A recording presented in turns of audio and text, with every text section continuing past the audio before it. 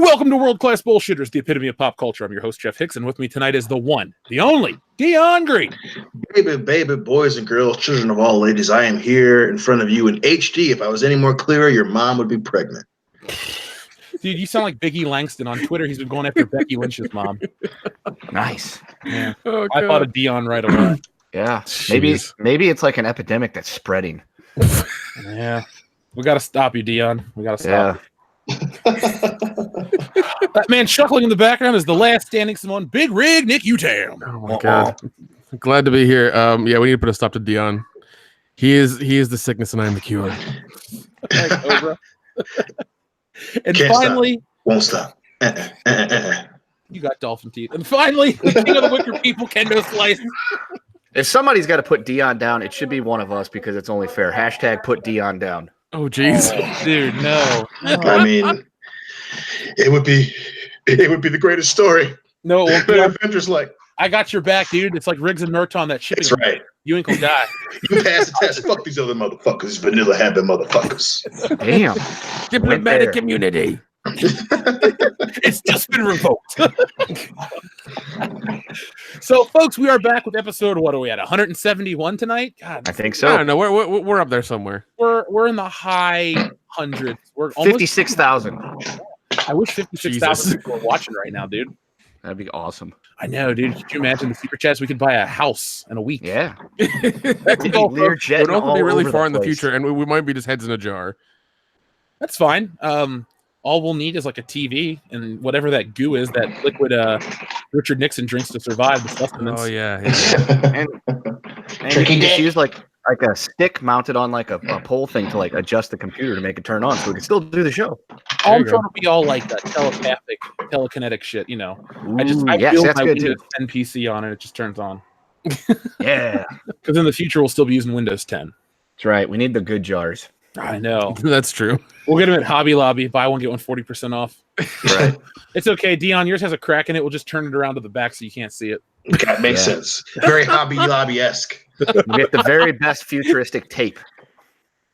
Nothing but the best, Clark.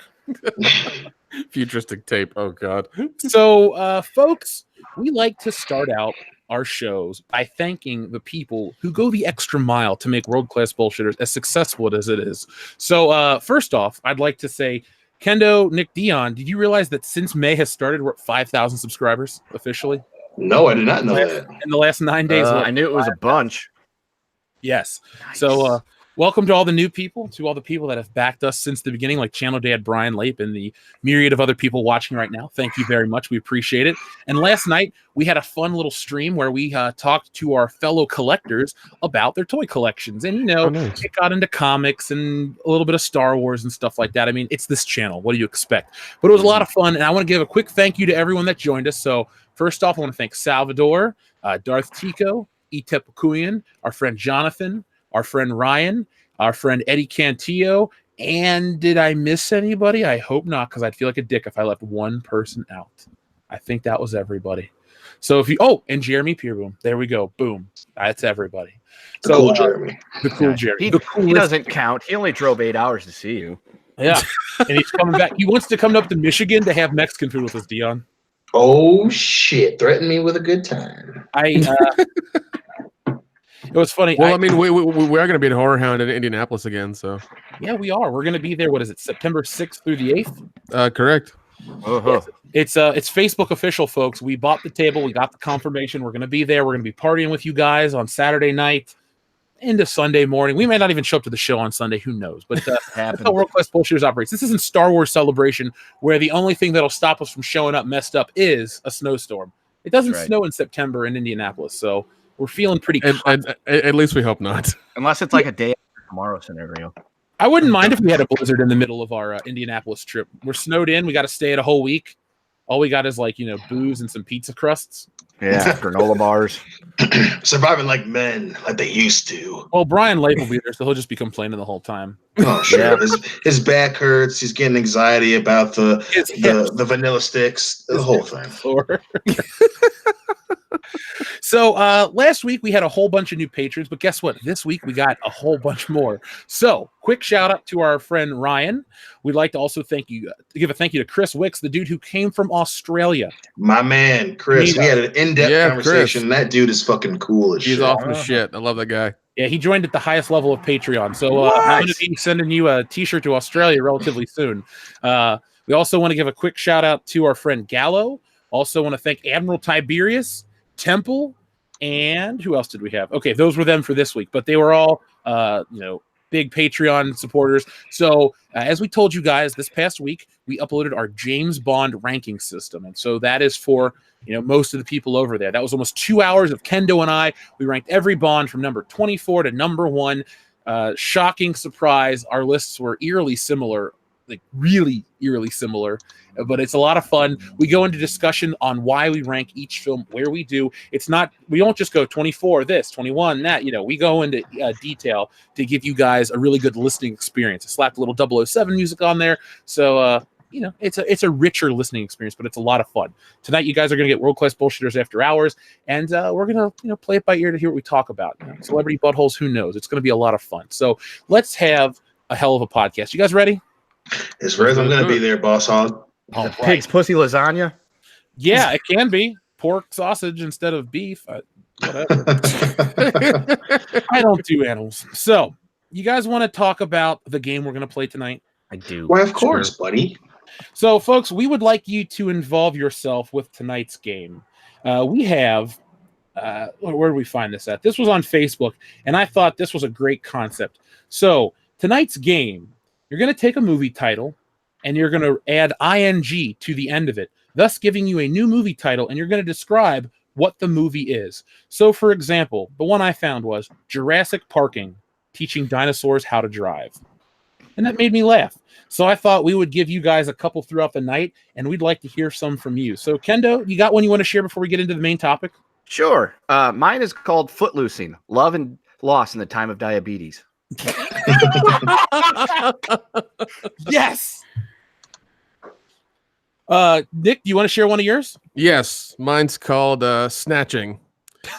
Unscrupulous boxing promoters, violent bookkeepers, Russian gangsters, all in a field trying to catch butterflies. Ooh, nice. Yeah. What a plot twist. Ooh. Mine was very simple, to the point, and really didn't need a subtitle because it explains itself. Shafting.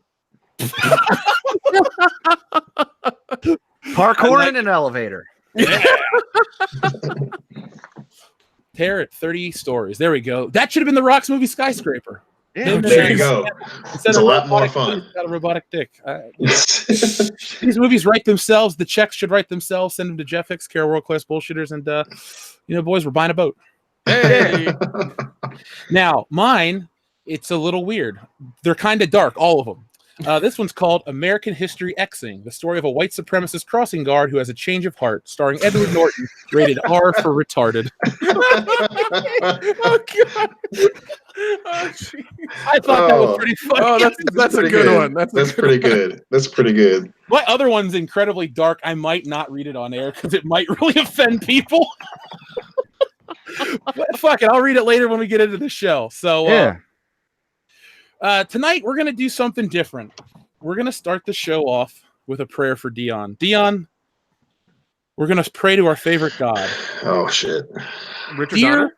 Well, he's our patron saint. This person is the God of World Class Bullshitters. Okay. Dear Fat Thor, may your God the earth keep us mere mortals who aspire for your body type remain safe, and may we have a great show. In the name of the All-Father, Odin. So, in the name of Odin. In the name of Odin. So now that we have the blessing of the Fat Norseman on our side, you want to start talking about tonight's topic, Rian Johnson, Star Wars, or the lack thereof.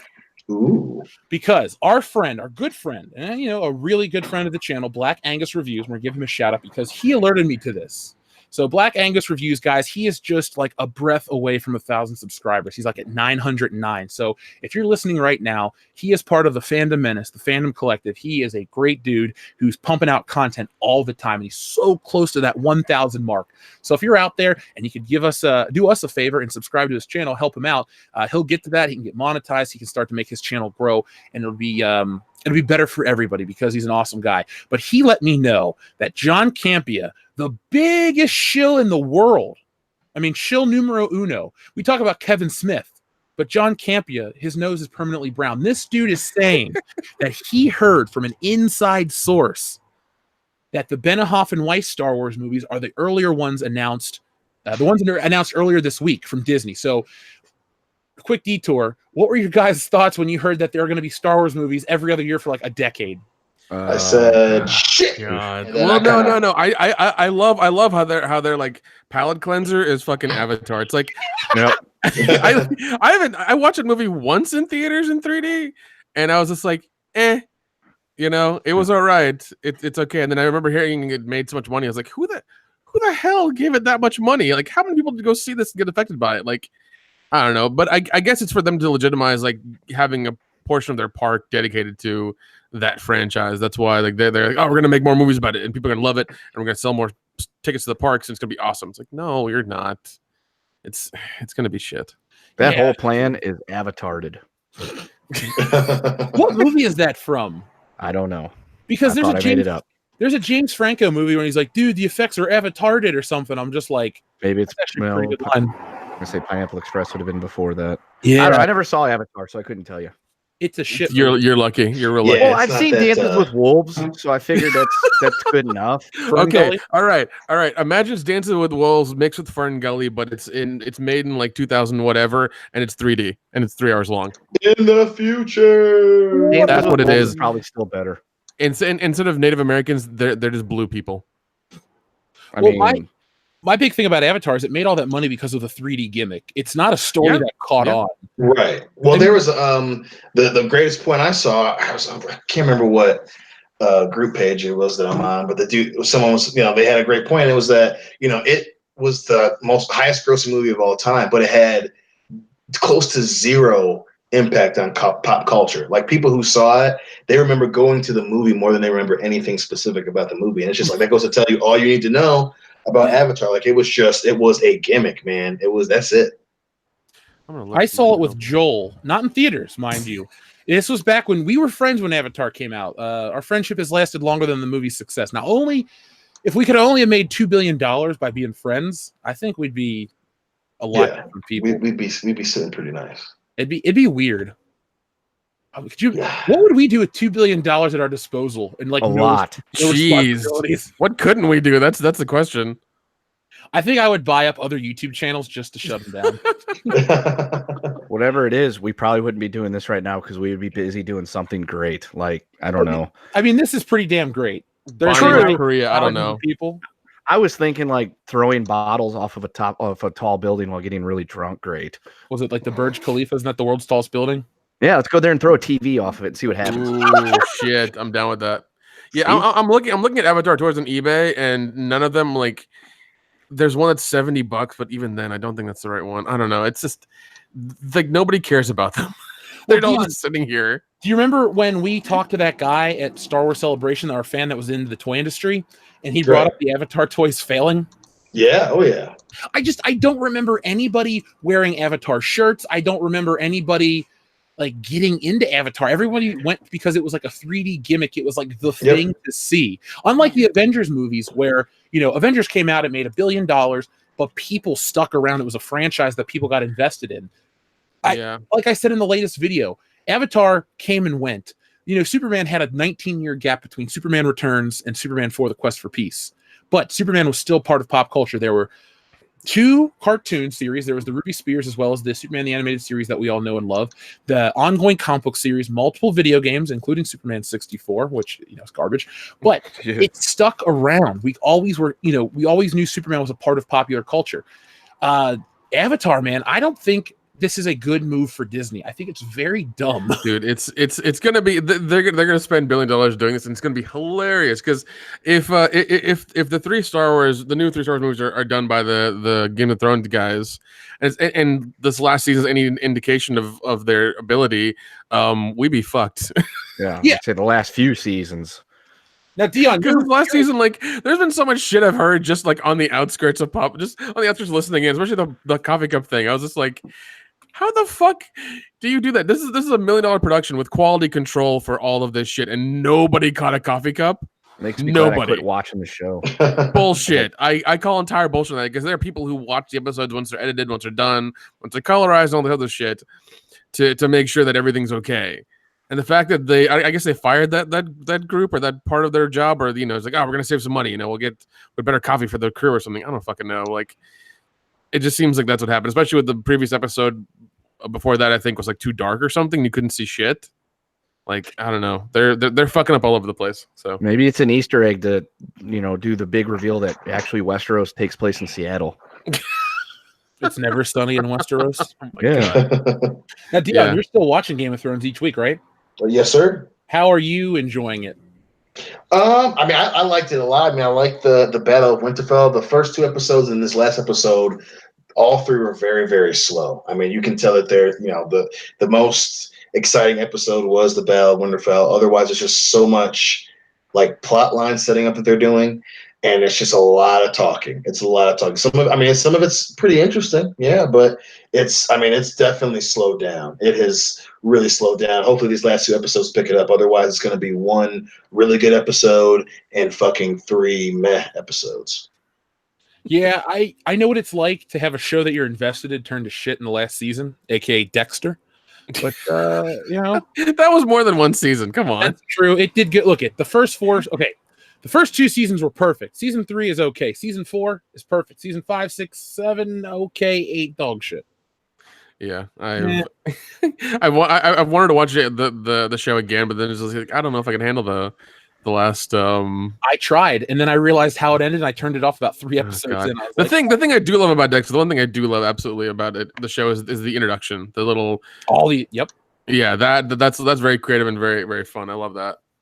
I was the biggest fan of Dexter. I used to watch Burn Notice. I used to watch a lot of TV shows, late high school, early college. But they all had shitty endings, and I just was like, nope, I don't need. Yeah, Burn Notice just ended. It's like they wanted another season and they never got it. So I was a huge Michael Weston fan. Yeah, I watched the show as well. That show was a lot of fun. Yeah, it's part of the reason why I love Miami so much, because all these shows I would watch took place in Miami. I'm like, man, it's so cool. And then you get down there, and part of it's dangerous, and then part of it is cool. So right, I'll take a little bit of danger to live in like a rap video with Definitely. Yeah. They actually, Florida lost their video. What is it? Their tax credit for filming a few years ago. That's why stuff's not getting made down there as much anymore. Yeah, who needs Florida? Yeah, everything's getting made in Atlanta and like Louisiana now. So. Oh, by the way, this will be our last detour before I read our super chats and stuff. I was at lunch today, and they had a box of Zatarans, and I got so nostalgic for New Orleans on top of seeing that photo from last night. I want to go back so bad. It was such a great place, man. Dude, God, yeah, the place we stayed was awesome, and we could just walk to Bourbon Street and go have breakfast anywhere, and just the food was great. Everything was fun. Everything was fun as hell. You know what I should do is I should look up that hotel that we stayed in, see if that room's available for Mardi Gras. Because for next year, we should make it happen. Dude, absolutely. Yes. I'll use the hotel as a channel expense. We'll film stuff. You guys get to me, and we'll go for like what is Mardi Gras on a Tuesday. So I guess we would want to get there maybe the weekend before, and then leave the day after that. So like Thursday. Let's make it so. Oh, I like it. I like this plan. Yeah, we'll make it happen, folks. If you'd like that, press 1 in the chat. We'll live stream from New Orleans the entire a time or 2. There you go. No objections. Yeah, not the entire time, just like a couple times. So no, I just wanted to get the Game of Thrones thing out of the way, because I know each week new information, new rage keeps popping up about Game of Thrones. Dude, the coffee cup thing just kept getting me. I was like, there's no way this is fucking real. And I kept looking at it like, oh shit, this is real. And then like they deleted it afterwards. I was like, how? Yeah, I thought that was fake too. I was like, what? Nobody watched it, and someone's like, oh, medieval coffee cup. Makes sense. I mean, Remember if you're how I an had to ask? actor in that scene, how do you not notice that and say, "Wait a second, this probably shouldn't be here"? Yeah, especially when you're filming it, like, it's like, I guess they were on a tight schedule and like they did overnights or something and they got tired and somebody's just like, it's like, all right, coffee cup, whatever. No, I would. If you're out there and you've pirated the episode, send us the HD rip of the episode clip with the coffee cup. I would just like to have that. Yeah, same here, actually. I just want to laugh. Like, hey, there's that Game of Thrones scene with a Starbucks cup in it. Really broke the wall of illusion. Like, Mysterio would not let, or not Mysterio, excuse me, Bruce Campbell would not let Spider-Man into that play because it'll break the illusion. But the people of Game of Thrones were just like, fuck it, whatever. It's the last season. We've all been paid anyway. Oh, of course.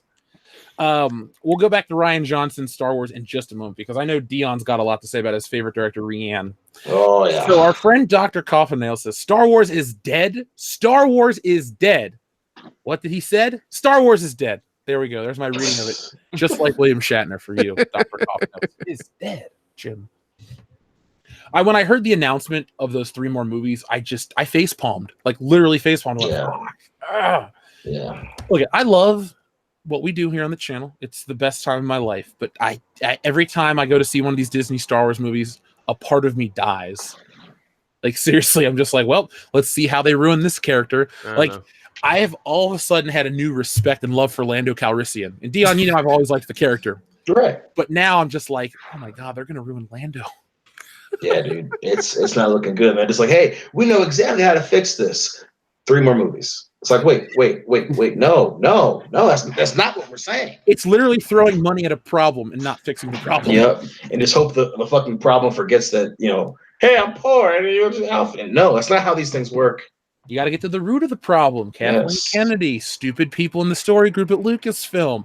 I'm not saying you got to let the fans make these movies, but maybe you get people that are really invested in Star Wars that have proven themselves creative people like a Timothy Zahn, or I don't know if Alan Dean Foster's still alive, but you get what I'm getting at. Authors that have written Star Wars novels, not these new ones that are dog shit like Chuck Wendig's Wibbly Wobbly, Hercule Jerkily TIE Fighter. Good quest Star Wars stories, things that people clamor for. So it just, man, it irks me that we have to go through all this shit. Because last night on the collector stream, we're going on and on about how great the Star Wars collection is and this and that. But none of us mentioned how we own Rays or Jyn Ursos or anything. It's just, I saw them pennied out for 3 cents at Walmart, and I would rather light roast Tico on fire than buy it. Just stuff like that. Oh, man. Our friend Thunder Robots, Dion, are you sitting down? I am. Because this joke is a real eye roller, and I love it. Oh, shit. Here we go. Did you hear about the wedding of the antenna and the TV? The service was okay, but the reception was fantastic.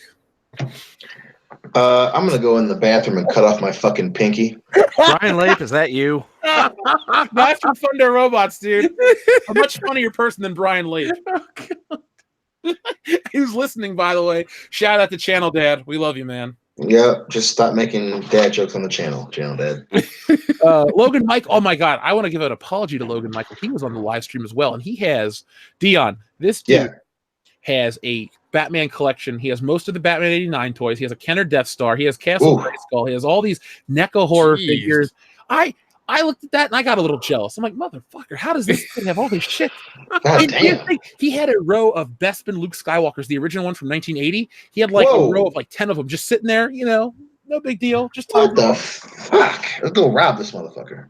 No, look it. All you got to do is we got to go to Texas and hang out with him at a couple toy shows, and he'll help us find all this shit. Absolutely. And then just send us your address and what specific room, and then the direction in the room that you keep all these toys. And we'll just enjoy them, buddy. Oh, by the way, Logan Michael, you know what though, Dion? Your response is accurate to what Logan Michael Super Chat says. It just says horse. What did you think of that message or that picture I sent you on Facebook with the video with the horse killing the mannequin? Yeah, I'm gonna say nah. was my emotional response. Nah. Oh man, it's always good to get a rise out of my best friend. I can tell. Admiral Tiberius says, "Good evening, gentlemen. I watched A New Hope last night. It occurred to me that Disney is literally more useless than Gold Squadron." Yeah. I too watched A New Hope on. Well, yesterday was Wednesday. I watched it yesterday morning when I was working on the video. Still my favorite Star Wars movie. Yeah, Gold Squadron. I mean, one of them survives, I guess. That's that one member. The one surviving member of Gold Squadron is that the movie Rogue One. You know, there's still a good one. But you know, only Luke and Wedge get to survive, and that one dude. Han Solo came in at 0 hour and saved everybody. The killer critic, cool name, says Rian Johnson. Not even once. Just say no. That's a good, you know, that super chat's good to get into the Rian Johnson topic. So, excuse me, let's go back to John Campea. I'm sorry, we're not a fan of his. He's not a fan of ours. I know he knows who we are. He'll tell us he doesn't to try to act like he's superior. But we'll be passing his channel up really soon. So that's going to be a lot of fun. Oh, that's going to be awesome. And we didn't have to sell our integrity to do it. Nope. Or our soul, you know, whatever. Well, we traded that a long time ago. But I hope you never have to sell that for this channel because I won't allow it, guys. I won't allow it. That would be extremely lean times for the world-class bullshit. Okay. You guys are like my brothers. I would never make you pimp you guys out for anything short of like 10 grand an hour. Okay. Right. I appreciate that, fabulous moolah. Appreciate it. At least there's a high dollar starting price point. Got to keep my girls fed. That's all I can say. But back to John Campea, though. Clearly, we're not fans of his, but clearly his ass kissing does get him access to not future Star Wars content. That's Mike Zero, but he gets access to insider information. And he heard it through the grapevine that Rian Johnson's Star Wars movies haven't been mentioned. They're not really a thing that are probably going to get made. Now, John Campea says he wants them to get made. He hopes it's not true. And Disney hasn't confirmed anything. He hasn't heard anything from Disney directly, but his insider source is telling him that there are no Rian Johnson movies. And I think if Rian Johnson's Star Wars films aren't going to get made, like we've been saying for months, it will be one of the greatest achievements, not only for the fandom menace, but all of pop culture. Rian Johnson is a blight on the Star Wars record. Like, I don't like J.J. Abrams' Star Wars movies. I don't. But the Rian Johnson one is just like cripplingly bad. I can't even look at the Last Jedi box art without getting a little queasy. Yeah, I mean, the fact of the matter is Rian Johnson's the goddamn hemorrhoid on the franchise. And he just keeps getting full of blood, and eventually, hopefully, that motherfucker pops, and we ain't got to deal with his ass anymore. Because very clearly, and it's not just the fandom menace. I mean, clearly, in the reception of the movie, not even casual Star Wars fans, if that's what you want to call them, nobody liked this film. All the posturing, all the bullshit online, all the shill articles, no one liked it. Even, you know, outside of the critics who really, really, really want a pat in the back from Lucasfilm and Disney, you know, even so, a lot of them now are starting to kind of back away from The Last Jedi, you know, and all the doubling down, all the fucking backtrack, you know, they're painting themselves into a corner, and they're finally starting to be like, oh wow, this dude is an idiot, and to make him give us more movies would be the move of an idiot, and hopefully they don't fucking do that, because he's done everything he can do to ruin the franchise. It's not even about being a fan. It's like, watch it as a film. Simply, what other blockbuster major entry in the franchise has to continue to defend itself? Not a good one. Yeah, and even lesser Star Trek films aren't as offensive as The Last Jedi. I mean, the fact that he had to answer questions on Twitter for like months after the movie came out just to fill in the gaps is a telltale sign of like that's how good he is. Maybe Ryan, you should do more than a first draft. Yeah. Seriously. It's embarrassing that is what passes for Disney quality. And, you know, a lot of the super chats are talking about Disney. And I don't know, don't have a fucking, I guess, your Yo Mama joke in the beginning of the damn movie. Like, that would be nice. Yeah. Like, that was such a weird thing to do. It's like, I know it's Star Wars. I know you're trying to go in a different direction, but not that direction. You know, humor is subjective. I get it. But there are just jokes that never work. Like Star Wars, the first one, has a lot of great jokes that I don't think ruin the flow of the film. Like, remember when C-3PO is talking to R2-D2 and he goes, he doesn't like you, and he goes, you know, he beeps like it sounds like he doesn't, I don't like you either, and he just goes, like that to me is a joke that works in Star Wars. Like they play it off and then they go right back into the story. This, you know, the Your Mama joke after what's his face, what's the redheaded guy's name? Hux. The bad guy. Hux, General Hux. He gets beat up by Snoke. That's not even like good pacing. All of a sudden he gets beat up and then he's made fun of. Like, where's the intimidation from a villain? Is it hard to ask for a scary villain? Yes. Apparently it is. Well, yeah, that's why they're bringing back Palpatine, because apparently he was the scariest one. So, Dude, Darth Ooh. Vader was the scariest. When you no, were I little agree. kid, I entirely agree. the breathing was creepy. The costume was creepy. He just choked people through TV screens. Like, I got a little uncomfortable as a little kid. But I don't call it creepy. I call that awesome. I wish I Isn't had those it? powers. I wish I did too, Kendo. I'd be choking you every time you beep booped out. Fuck off. You have failed me for the last time, Kendo. I told you that solution is about to be fixed.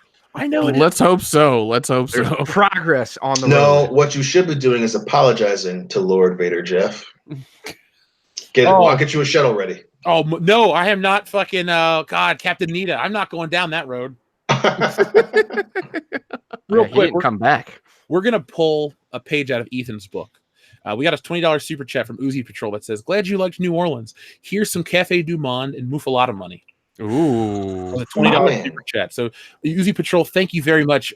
We're seriously gonna go back, guys. That's not just like a joke for the show. I really want us to just go. No WrestleMania, just hanging out at bars, having some drinks. Dion trying to get pulled into the strip clubs because of the white women. That did happen. Beyond avoiding horses. I love that so much. Yeah, because we were like, we're not going to go to any strip clubs. And the guy's like, we got white women. And Dion's like, let's Yeah, go. he has a look. He's like, you have intrigued me, sir. You know my weakness. You had my curiosity. Now you have my attention. It did. And then we got in there and it was terrible and we left. Yep, we're like, never mind. That is the smallest strip club I've ever seen in my life. Oh my god. Didn't we leave our beer in there too? Like, we're just like, fuck out of I there. mean, No.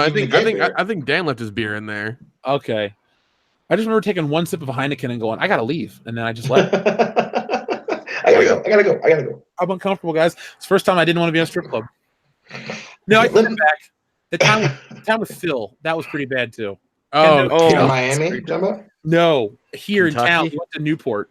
Oh, was that the Ooh. one I was at with you guys? Yeah, it was the weekend of the Royal Rumble. Yeah, that was fucking embarrassing to be in there with him. It's always embarrassing to be around him. Come on now. Oh, goddamn.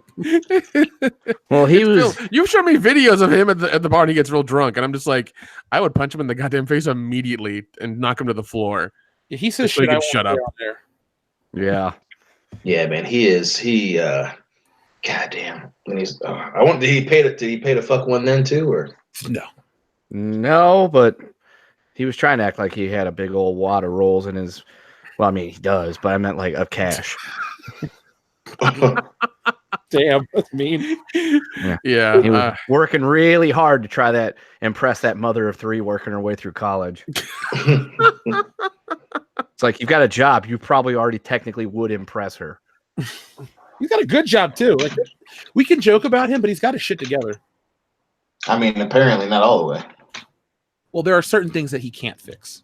Right. But I mean, he's got a kick-ass house. I'll give him that. It got even better. He bought I won't say it on air. I'll tell you later. Okay. It's cool. It's something we all want. So he bought an 8K TV this time? He actually went to the future. He called Mike Zero. He has a 27K TV. Okay, all right. But it works. Okay. Like you can just see like inside of a pimple on TV. It's weird. Oh god. I don't like it. That's all Ashley Simpson. She's actually a horse. Bikini90 again also sent in a $20 super chat that says, Ryan, the round-headed man baby, has done so much irreparable damage to Star Wars. The Last Jedi is a film that would piss me off 10 years later. Even if Star Wars ended up a better spot at the time, The Last Jedi is such a horrible scar to Star Wars. But he's got a Saturn Award. Yeah. He sits on it nightly. It's as round as his head. It's the only thing that'll spoon him at night. That's it. Ooh. I mean, it's funny how people want to try to tear apart the fandom medicine and say, well, you guys, it's, you're always ripping on The Last Jedi, but it damaged. With good reason. Good. Look at, say what you want about the prequels. Jar Jar, Boss Nass, Whoopi Whoopi, Jango Fett, all these things in the prequels could never kill Star Wars. Corporate greed and just a terrible desire to infuse politics into Star Wars did it in 4 years. I mean, it really, Yep. Look, it's the most important movie franchise in terms of like modern blockbuster, what it did for marketing and merchandising and all that stuff. And it's so tied into everybody's lives. Even you, Nick, who I'd say you're probably the least Star Wars fan on the channel, you still have an attachment to the Micro Machines and all these other things. Oh yeah, you saw me go crazy by the Micro Machines. By the way, I saw a few more. I'm going to pick them up for you. So. Oh, thanks, man. Yeah. My local toy guy has them, and they're way better. Because I was big into those, man. Those playsets were awesome. I had so many of those. God. Folks, if you want to send any of the Micro Machine sets to the PO box, those are going directly to Nick. So just thanks. That'd be nice. But I mean, I don't know. It hurt us to the core. You know, I don't want to say like it broke us as a fandom, because realistically, we've kind of come out on the better side. I think the Last Jedi, and as well as the Force Awakens, has made us aware of like what hype and nostalgia will get you in terms of a modern day product. You think you're going to go relive something, but then you realize, like with everything in life, you can never recapture the magic. Dion, we can sit and say, hey man, we're gonna ask the people that live at that Abbott Place apartment to let us stay there for a night. We're gonna get Jake and Tom and Nicole and everybody that was there. Right. But we'll never be able to recapture that magic. It's where you were in your life at that time, what you were thinking about, what you're trying to get off your chest, who you were as a person. And over time you change, and these products change, and that's fine. Stuff needs to evolve to a degree, but don't lie to us and tell us that you're giving us this again, and then basically pull the rug out from under us. It's a terrible time to be a Star Wars. Everything's that way though right now, except for Marvel. I mean, I got some controversial take on Monday for the video I'm going to make. I don't think Marvel's in as good of a place as we think it is, but I also don't think it's going to continue down the path that we're afraid it is. And it's not the identity politics that I'm talking about. Okay. Gotcha. Yeah, I mean, and that's what sucks. It's just that's the like you said, and to even go a step further, it's the fact that the issues with Star Wars are so blatantly to make money because they think Star Wars fans are idiots. I mean, it's not about trying to recapture the magic. It's not about trying to bring something that you think is important. It was clear to make money. And I'm not saying that a business buys a franchise to not make money. I mean, obviously they spent billions of dollars buying Lucasfilm, but I mean, at least other franchises, other studios that buy up other franchises try to somewhat adhere to what the original property is. And fucking Disney just clearly, they buy it from George Lucas, and then they put in these shitty characters just to appease fads. Not to enhance the storyline, not to bring a new mythos to the people who enjoy Star Wars, but that they were trying to con everybody. Hey, you guys are talking about female-led characters. We'll just give you a cutout cardboard one. Oh, you guys really love Star Wars. Well, remember the Death Star? It's like that, but it's bigger. It's like it was very clearly a shitty marketing ploy. And that's what, and I say it all the goddamn time. I've said it from the beginning. People subconsciously pick up on that shit. And it was just so blatant with this Star Wars. And with Rian, they bring in this fucking, this ginger snap baby back bitch who really didn't do anything. And like, hey, you're good at writing things, for political fads, right? You kind of know what the kids want, don't you? And and that's after going to fucking J.J. Abraham, Lost Johnson, who can barely end a movie on his fucking own outside of the first Star Trek movie because hey, people like twists and weird shit. You know how to do that, right? Make our Star Wars movie, but bring in characters and completely ignore their origin stories from the previous franchise. You can do that. We'll have the ginger midget follow up after you, and it's just like. They thought that the fans were idiots, and that's what's so infuriating. They truly thought that we were all dummies, and we were just gonna eat out the palm of their hands and say, "Please, can I have some more?" And it's terrible. It's just a terrible move. Please, sir, I don't want any more. I want more Broom Boy. Oh my God! Don't say that. Don't do it. Yeah, that's the next A Star Wars story. Jeez, man. Remember that I wouldn't be surprised. We have a listener who calls himself Broom Boy. Well, I mean, he probably does other things with that broom that we'll get into after hours. But that's some Norman Bates level shit. Oh God, he should sweep us over some super chats. He does. He's only a kid, but he's still a big fan. Good. Good man. Good man. I like it. I like it. I was only calling you Norman Bates for the joke. I'm sure you're a nice lad. The funniest thing is we had a Star Wars fan hangout last year, and this dude had been sending messages and stuff, and he comes on and he just blows everybody away. His knowledge of Star Wars was like ridiculous. I was like, all right, this kid gets his shit, knows his shit. So shout out to you if you're listening, Broom Boy. School's still in session. I'm sure we'll have a lot of the people that listen more in the summer join our live streams. Oh, sure. But hearing from Campia saying that this isn't going to happen, like I said, my opinion on the man hasn't changed. I still think he's detrimental to film review. You don't need to be overtly negative or overtly positive to be a good critic. I think you need to have a nice balance. That's what criticism is.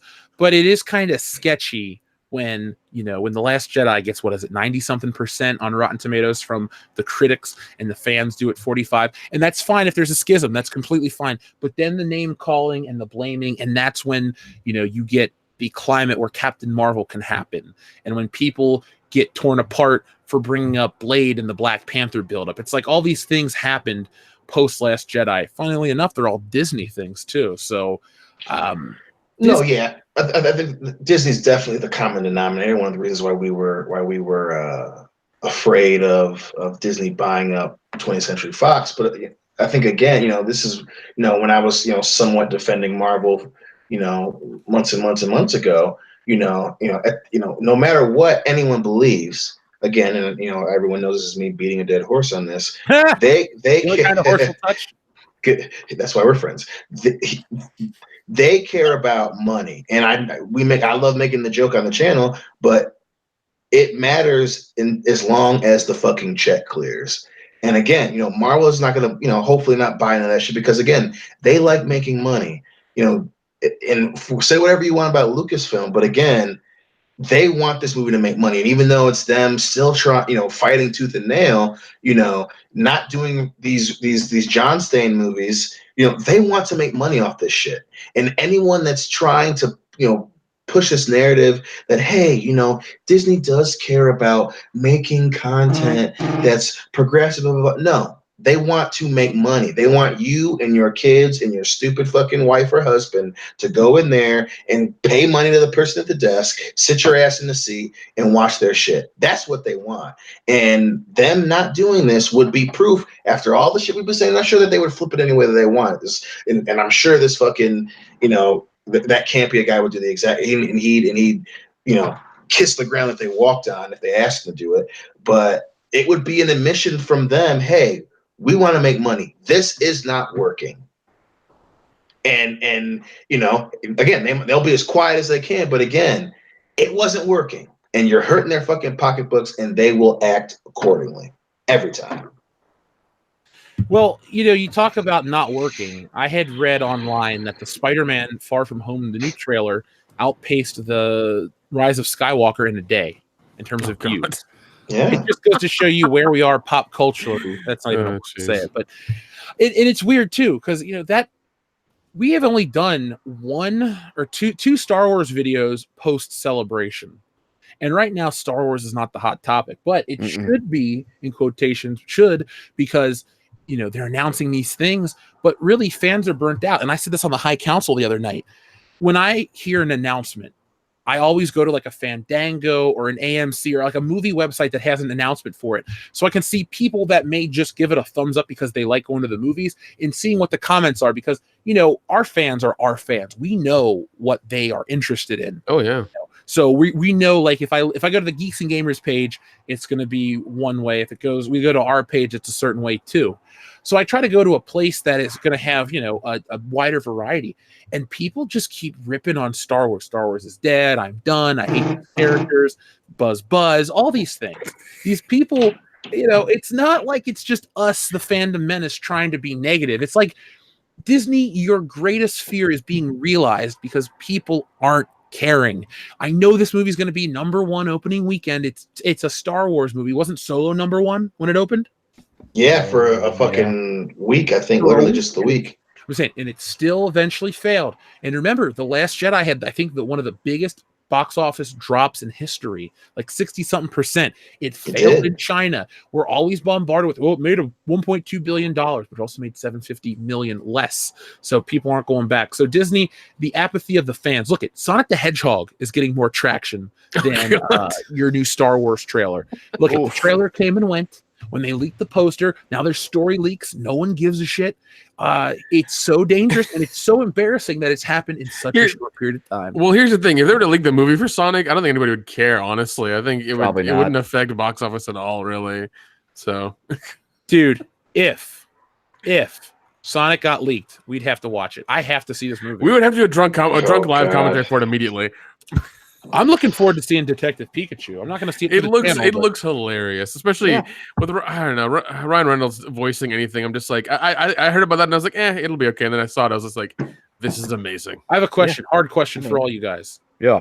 Who would you rather hang out with for a day, Ryan Reynolds or Paul Rudd? Oh shit, man! Ryan Reynolds. I think I'd take Ryan Reynolds. Shit. I'm gonna take Ryan Reynolds as well. I'll go with that. I'm gonna say Ryan Reynolds, but only because for that one day, I think it would be way more epic than it would be with a day with Paul Rudd. Although in the long run, I'd rather be Paul Rudd's friend. I'm going with Paul Rudd. That dude just seems so cool, but also like knows all these famous people and has all these great stories. Ryan Reynolds, I love him, but he's a little cockier than Paul Rudd, and I don't really want to hang out with that. But just think he would want to go throw down some drinks and go and pull a bunch of chicks. No. What's going to happen is you're going to go over to Hugh Jackman's house and pull a prank. That's what's going to happen. Okay, fuck. I pick Ryan Reynolds as well. Because they have that rivalry going on all the time. So, like, something's going to go down with that. Well, one thing I do want to bring up, too, just in passing, since we're talking about X characters for a minute, Gambit officially got canceled, which no one gave a shit about. Oh, that's a shame. And the New Mutants got pushed back again. That's 2020. Well, here's the thing. Like, I remember last year, right? Yeah, this year. Like that. What was it? The Regal on the Regal app, they had a thing where you were going to like buy posters and things like that, and they had the New Mutant poster, and I bought it. It's sitting in my house, so I have a poster for a movie that's never going to come out. You mean the fucking poster looked like it was an episode of a CW TV show? Yeah. It's just like New Mutants written in like that scratchy yellow writing across like a kind of white background. That's the poster I have. Yeah. So like it's never going to come out, and I'm glad I have it because it's just something that it's going to be hilarious. So the filming took place in July of 2017. Jesus. And it was supposed to come out in April of 2018 initially. Then it got the poster for this year of August, and now it's coming out next April. So I knew it was supposed to have already been out like a while ago. Well, that's fucking crazy. I'm pretty sure. So, you know, it must have looked like the goddamn Inhumans or some shit for them to push it back that much. Like for it to be, it's done filming in 2017, gets pushed a year, then pushed another year without anything dropping outside of shitty posters. It had to look like it had to be the Inhumans level bad. Like now I want to see just how bad it is. Oh my God. It's gonna be legendary how bad it was. Well, according to Simon Kinberg, the guy who somehow gets to work on all these movies, it was supposed to have a young adult vibe, and there was potential for characters. Yep. Knew it. Fucking knew it. God damn it. Shitty CW. Fucking called it. It's so weird how the people that make these comic book movies, 80% of them just don't get it. You know, you got your Russo brothers too. The Russo brothers, they haven't made a bad Marvel flick. Thank you, Russo brothers. You guys did it. You think they could do a Star Wars flick?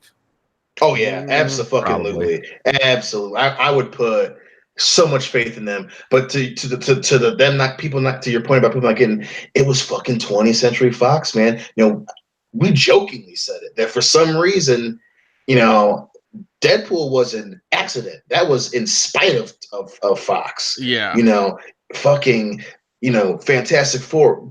All three of those shitty ass movies, you know, everything outside of Days of Future Past, and even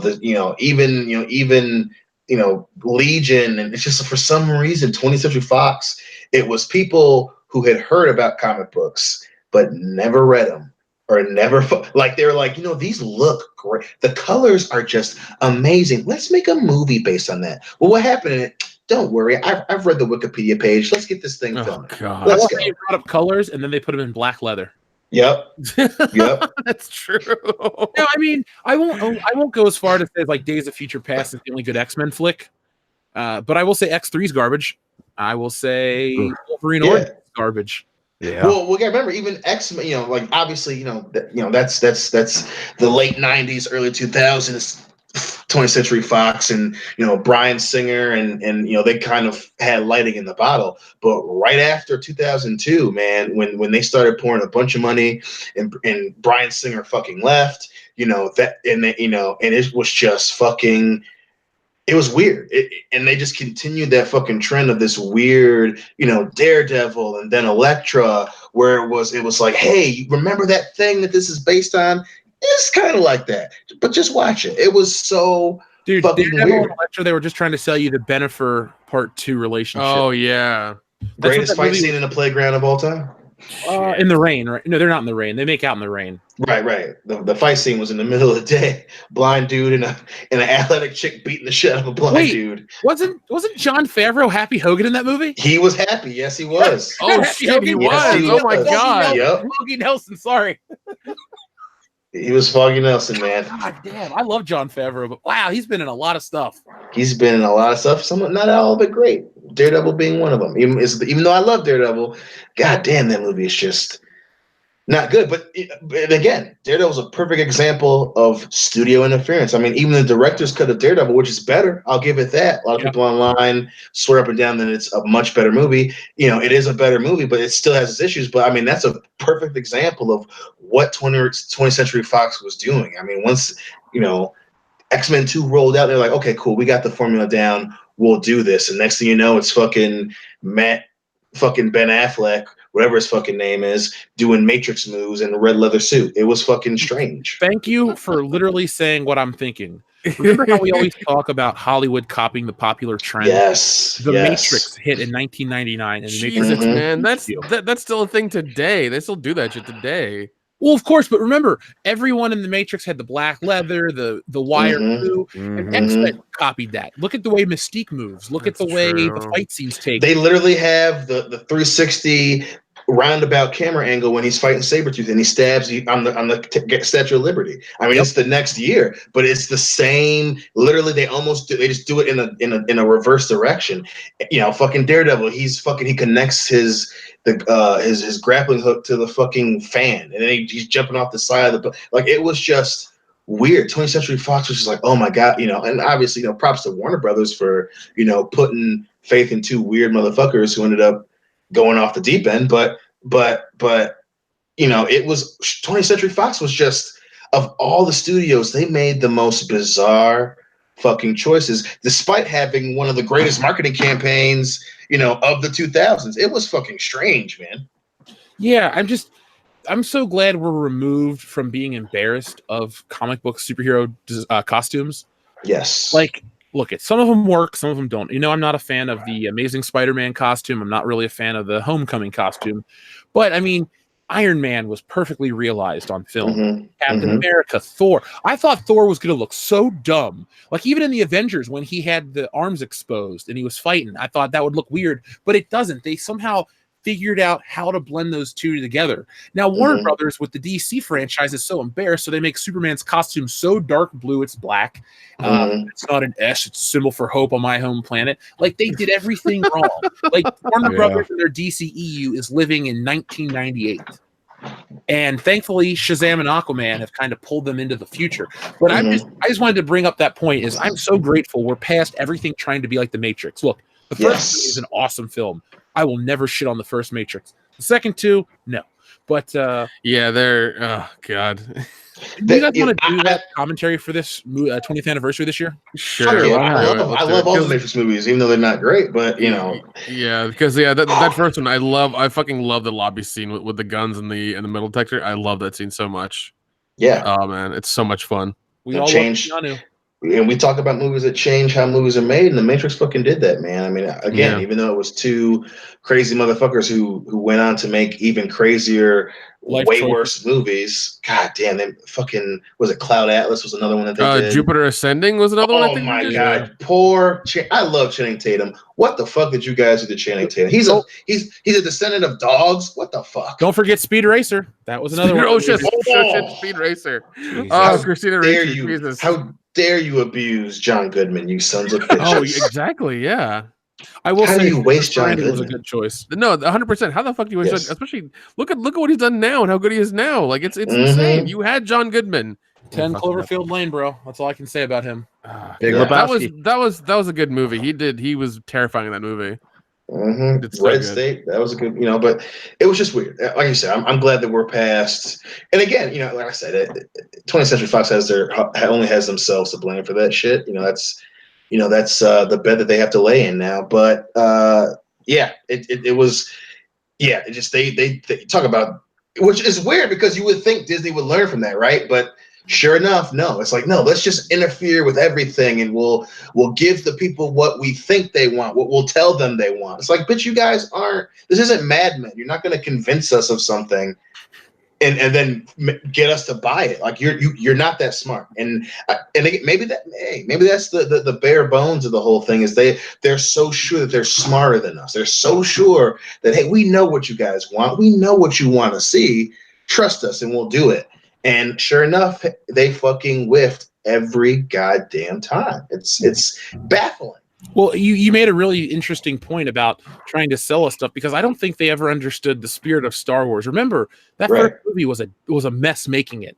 I mean, George Lucas had to check himself into a hospital with hypertension. He almost had a heart attack. I mean, the making of that movie, Fox wanted to cancel it. It was literally the little movie that could. Yeah, it had a budget behind it. It wasn't like a Halloween that was made for nothing or a Clerks that was literally made for $24,000. Like it was, it had money. I'm not denying that. But it really was a success in spite of itself, and it overcame so many things. Delays, bad special effects work that eventually got picked up. They had to invent all of this stuff. And then it becomes this thing. And like Lucas even says in his documentary, which everybody, you got to watch Empire of Dreams. Seriously. It's the best thing ever made about Star Wars. That's not actually Star Wars. But in it, he says, I wanted to make these movies independently and fight the system. Then I became the system myself. Maybe that's another thing that's missing from Star Wars is that not only did it become the system, the biggest system ever, Disney bought it and is treating it just like every other IP. And, Star Wars, it's not that the fans are tired of it. They're just tired of it's not Star Wars anymore. It's something else. But we're told it's Star Wars. And, if you were to make them like with the Benioff and Weiss ones, if those would have come out from the gate and they're like, these are different, whatever. But you have to bastardize and ruin the original ones and tear down the fans in the process. You guys made every decision wrong. And Rian Johnson, I hope you never write another Star Wars film. I hope you never read a Star Wars comic, touch a Star Wars toy. I just hope you stay away from Twitter. Don't even say the word Star and or Wars in any kind of sense. Dude, you are the worst thing to happen to the franchise. And I hope you ride off into the sunset and never make another movie again. Bye. Leave. Retire. Bitch. Listen, fuck, man. I would have killed to see the wrapping of The Last Jedi, and because what was it in? But anyway, when it's George and the executive producer and all these guys, and they're watching the final cut of Phantom Menace, and you just see a lot of them just put their fucking hands in their head. That had to have been 10 times less what happened. I would have paid anything to see them look at the final product of The Last Jedi, because there's no one who has experience in making movies who watches that and it's just like, you know what, we've got ourselves a movie, guys. We fucking done it. I guess that's crazy.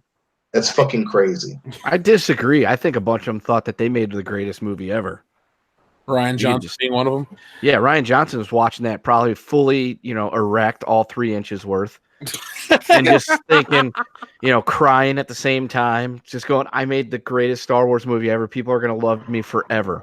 And it's like, no, you didn't. They're going to remember you forever for being the fuck up. That's for sure. Yeah. You turgid bastard. Yeah. Enjoy that being the asshole.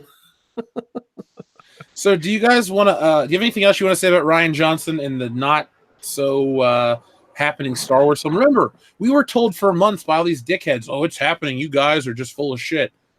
Yep. When is it happening? Even Rian Johnson himself on Twitter told us, "Oh, it's just a rumor, guys. It's happening." Yeah, and then Campy comes out and says, it's the guys from Game of Thrones, which I mean, I believe that. So look at King Show himself can't even make up an excuse for Rian Johnson anymore. No. Yeah. You can tell me what a brave, bold choice he made with The Last Jedi, but it was a bad choice at the end of the day. That corner's getting real tight that they paint themselves into, man. And I love seeing those motherfuckers squirm. I love it.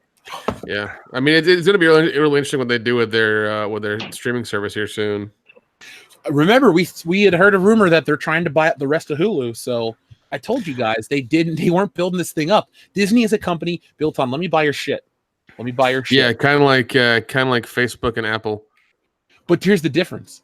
When Facebook and Apple buy up other tech companies, they know how tech companies work. I understand Disney has how to make movies and stuff, but basically what they've done is they've bought other people's shit, but they didn't get the instruction guide, so they don't know how to make a Star Wars movie. They have the rights to make a Star Wars movie. They can get the superficial elements, but they don't get the spirit of it. They don't understand it. So it's like they got the directions, but they're in French, so they understand every other couple of words. They're like, okay, I kind of get it. Oh, the pictures are cool enough. I'll build this shelf from IKEA, but this, they got the shelves backwards. It's kind of wonky. It's not working. It looks like a shelf, but it's not as functional as a shelf should be. That's, to me, a property. Well, to your point about you admitting that they can make a movie, can they? Can they? I mean, seriously. I mean, let's look. We can just look at the last 10 years. Go back to 2009. Take away Disney World. Take away re-release of shit like Lion King and all that, and look at original movies that came out in the last 10 years, and all of them that were actually successful. I mean, Tomorrowland sucked dick. John Carter broke the record for the amount of money lost in a film. Oh shit! We just now had A Wrinkle in Time, which was based on an existing book series. Did fucking terrible. There was what was the other kids movie that was out besides Tomorrowland? It was like 2011. Oh fuck! It was. Oh, I got it. I can't remember what that one was. But fucking what was another one? Cinderella kind of underperformed. It wasn't this giant pop cultural phenomenon that was going to happen. Maleficent comes out. It's a huge letdown. People are furious at what they did with the character. It was successful, but again, you had that same thing that you had with The Last Jedi. People were furious at the fucking what they did to Maleficent. What else did we fucking have? No, they didn't do Golden Compass. The Lone Ranger. The Lone Ranger. Oh, yeah, the Lone Ranger. Holy shit. Was a phenomenal goddamn disaster. Listen to this. It only made $89 million domestically and $171 internationally for a total of $260 on a budget of $215, which doesn't include marketing costs. Right. Ouch. Oh, my God. Ouch. Dude, I mean, so go again. The Prince of Persia. Oh shit, dude, yeah. The Sorcerer's Apprentice. Ouch. Oh my God, that movie was fun. Oh yeah, and that was Nick Cage and what's his name, James Bernthal. Yeah, Barrett Show. Yeah. Holy shit, I forgot about that one. Yeah. So I mean, do they? Yeah. Do they know how to make a movie? I mean, being 100% objective, you take away all that other shit. The evidence says no. So you're talking a very good point. I'm not going to take that from you. Them not getting the essence of Star Wars, but a point can be made here. Disney doesn't get the essence of making movies, period, anymore. They really don't. And that's not, I don't think it's a hyperbolic statement. But the thing that pisses me off too is how many people blindly bought into the Fox merger because of like, hey, more Marvel with XMen and this. Exactly. Oh, exactly. Like, I know you guys remember XMen as the cartoon and I love it too, but is it really enough to sacrifice everything else in the entertainment landscape? I mean, no, because they're gonna be turning out 4 movies a month now as opposed to 3. So it's dumb. I mean, what Aladdin is coming out this weekend, isn't it? So we'll see. Next weekend, I think. Next weekend, okay. So we'll see what happens with that. That's gonna be I can't wait to not see that. Well, and even then, Aladdin again. People when they release the goddamn stills. furious about what they were doing to the genie. I mean, you look at their animated shit. You know, the Disney Channel is a joke now. Like they, you know, and then that's even before you get into the argument and the prime examples of them hiring people who were terrible for the job. They went and got what's his name from YouTube, Jake Paul, and the motherfucker is making YouTube videos, fucking being an asshole. And he gets fired after they paid him millions of fucking dollars. Then when they had Marvel, getting back to Marvel, they had the animated show and they fucking canceled it. You know, and then they put out Rebels, which again, trying to build that nostalgia. It comes out, and then after the second episode, it falls off the face of the planet.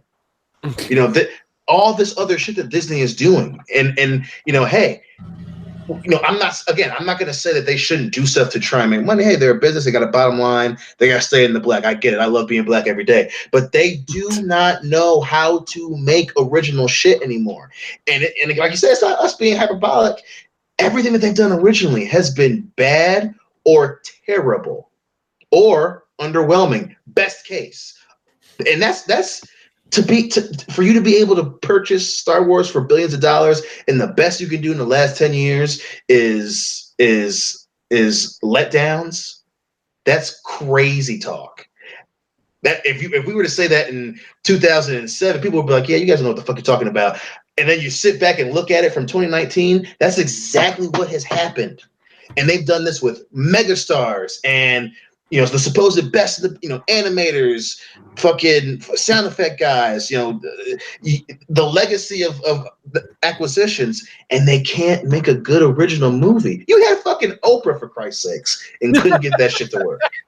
People make jokes about her being Oprah, and you fucked that up. That's insane.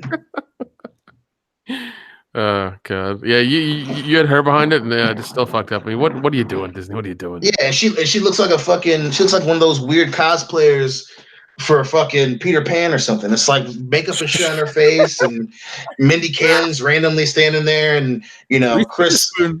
Yeah, Reese. God damn, what the fuck? You had the new Captain Kirk, and he's looking confused in every scene. Like that shit is insane. Taylor Kitsch, he made millions of teenage girls' panties wet for no reason at all, and he couldn't even star in your movie. That's fucking crazy. I mean, these jokes write themselves, man. It's a weird time to be, you know, and then hey, I mean, when Disney was good, you know, when you know the Little Mermaid and Lion King, and you know when animated Disney was the bomb, that didn't really pick up until they almost went out of business. Yeah. So it's like Disney can't do anything unless their back's against the wall and there's a motherfucker with a ski mask pointing a shotgun in their face saying, "Make me a good fucking movie right now. I'm gonna fucking kill you." And then finally they get their shit together and make a good franchise. And it's just like, how do you survive as a business? And it's strange, man. Like when you look back at it from 2019, it's like, imagine doing that at your job. You'd get fired. That's fucking crazy.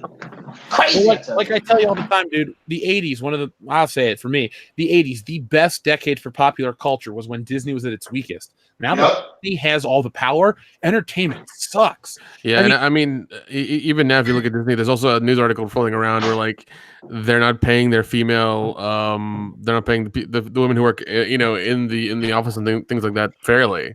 Now after starting that shit, which is crazy. Yeah, like I keep seeing that article. I'm just like, that's fucking hilarious. That's the most hypocritical bullshit ever. Yeah, it's like yeah, and like, well, these are all the people who made like the Disney princess a thing.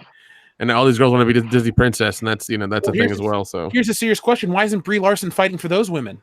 Exactly. Look at Brie. I know you're out there. You want to talk shit about these white guys that review a movie that I didn't, you know, think was bad. Oh God, the thing I love watching the most is the stuff where they give her shit. I remember I watched one little segment where it's Don Cheadle asking, like, somebody asked him a question. It's like, oh, where did Captain Marvel get her powers? He's like, oh, crack, and moves on. I'm just like, fuck, they really don't like her. They really just despise her. Like, she thinks she's all badass and things like that because she's done like a 1.5 movies. So she hasn't really done anything to endear herself to anybody. No. Well, there's the, you know, and there's obviously the You know what? It's funny. I went to make a point and one just jumped in my head. Make that one instead. God, it's gonna be funny. I can't wait to tell you guys. Everyone knows someone growing up, someone that can't help themselves but be a fucking asshole. Whether it was someone you went to high school with, middle school with, someone that you work with, there's always someone who, despite your or even the world around them, its best efforts to give them a branch to move on and do something good, they fuck it up. And the funniest thing was when she made that comment, about not being Tom Cruise, wanting to be the first Brie Larson or whatever. And she's like, well, I wanted to do my own stunts. And I just thought that's what people did. And then all those fucking pictures came out of her stunt double. Yeah. Sitting next to her. And it's like you can't even lie correctly. For Disney, like Disney would want you to lie. And you're so stupid you can't even fuck up in the right way. And it's funny because like she says it and you see Chris Hemsworth's face, and for the while I thought he was just like laughing in her face, but he probably was sitting there just like, bitch, I had lunch with your stunt double yesterday.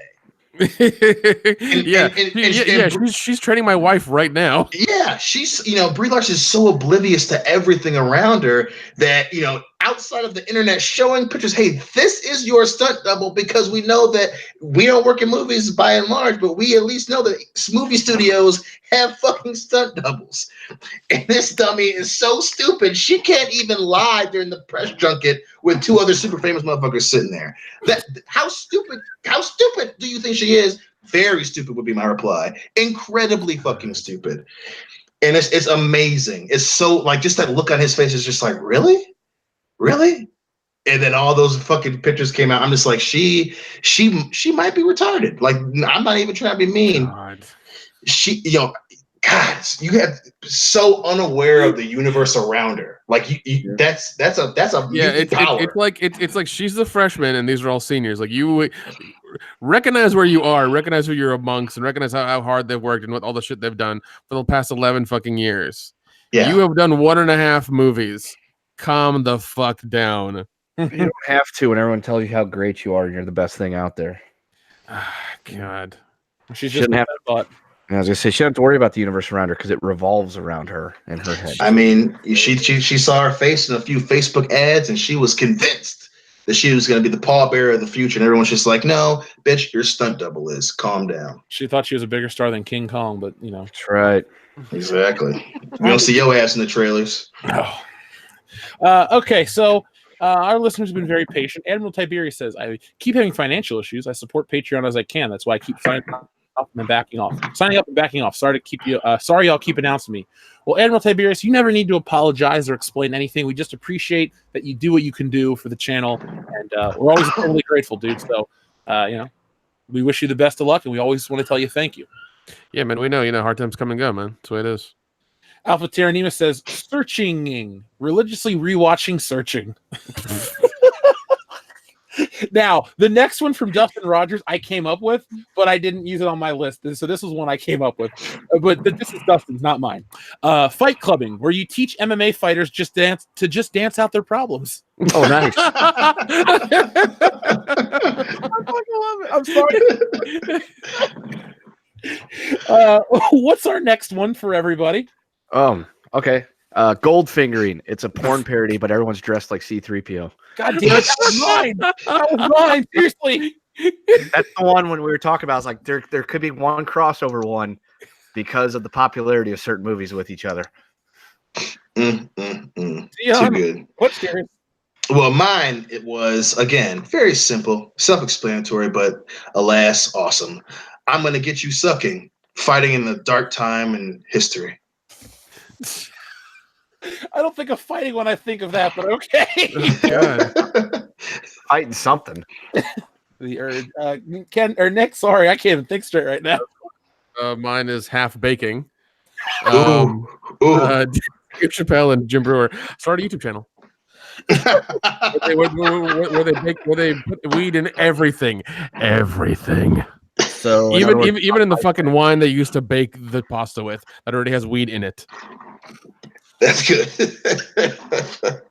That's pretty good. Here's my shitty one: The Dark Knighting, the epic tale of knighting of Idris Elba. Because why not?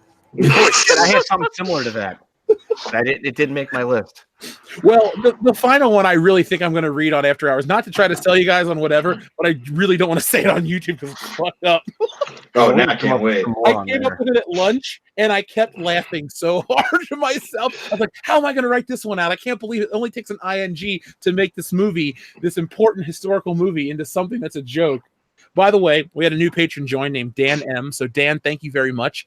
We appreciate Thanks, Dan. House of M. God bless you. Thunder Robots has another joke. What do you do with an elephant with 3 balls? Oh, shit. Walk him and pitch to the walk him and pitch to the Ryan. Oh, God damn it, Kendo. there you go. He's watched Hot Part. Beep boop. Beep boop in silence, motherfucker. Oh, dude, we got to make one of those memes. Hot Part 2. There you go again. God damn it, man. Dion. Works so well all night. God damn it. I'm trying to hear what he's trying to say to me, Kendo. Just hold on. All I was going to say is I want somebody out there in the Fandom Menace to make us a meme that's a picture of Kendo, and it says literally nobody, and then it's just a picture of Kendo going, beep, boop, please, make me that. Please. Send it to us on Twitter. You're the official listener of the week. Oh, fuck. Oh, Just remember, it's got a shelf life. Sure thing, buddy.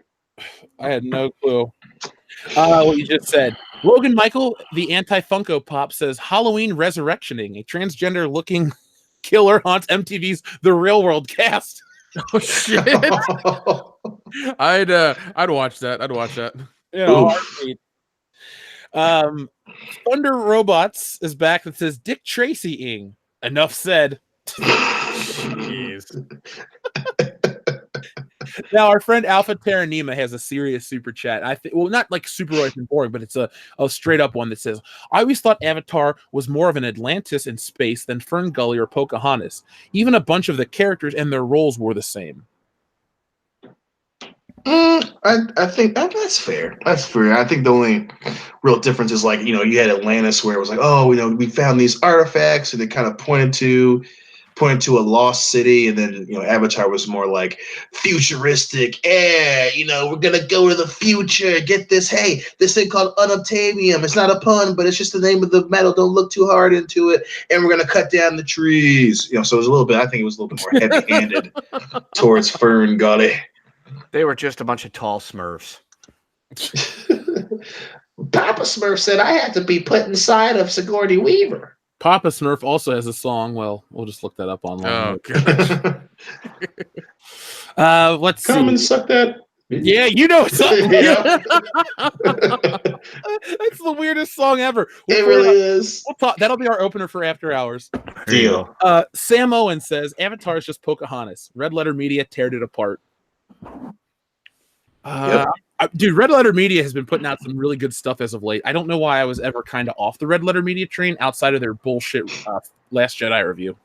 Yeah, I mean, I've slowly seen a couple there, like I do remember their Avatar op-ed, so to speak. But yeah, when they started fucking, trying to be coy and shit and talking shit about people, well, people just don't like this about Star Wars, and this people, it's like, shut the fuck up, Red Letter Media, suck dick.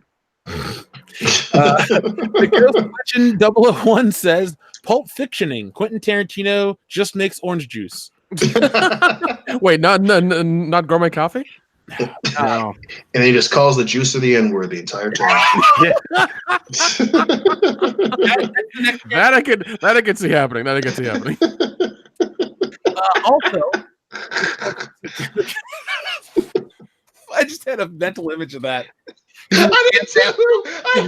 His wife comes in, he starts yelling, "Yeah, juicer!" And it's even funnier because now he looks so shitty. He looks like old Quentin Tarantino. And I just imagine him like turning, and is like he turns so fast that part of his forehead doesn't turn right away. So it's like a wave. It's like, shut up, you're done juicing. Oh my god, he's a person.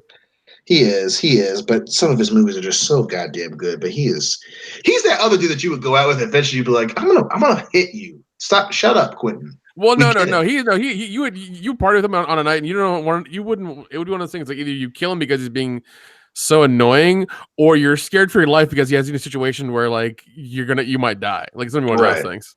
Yeah, he's the last performer.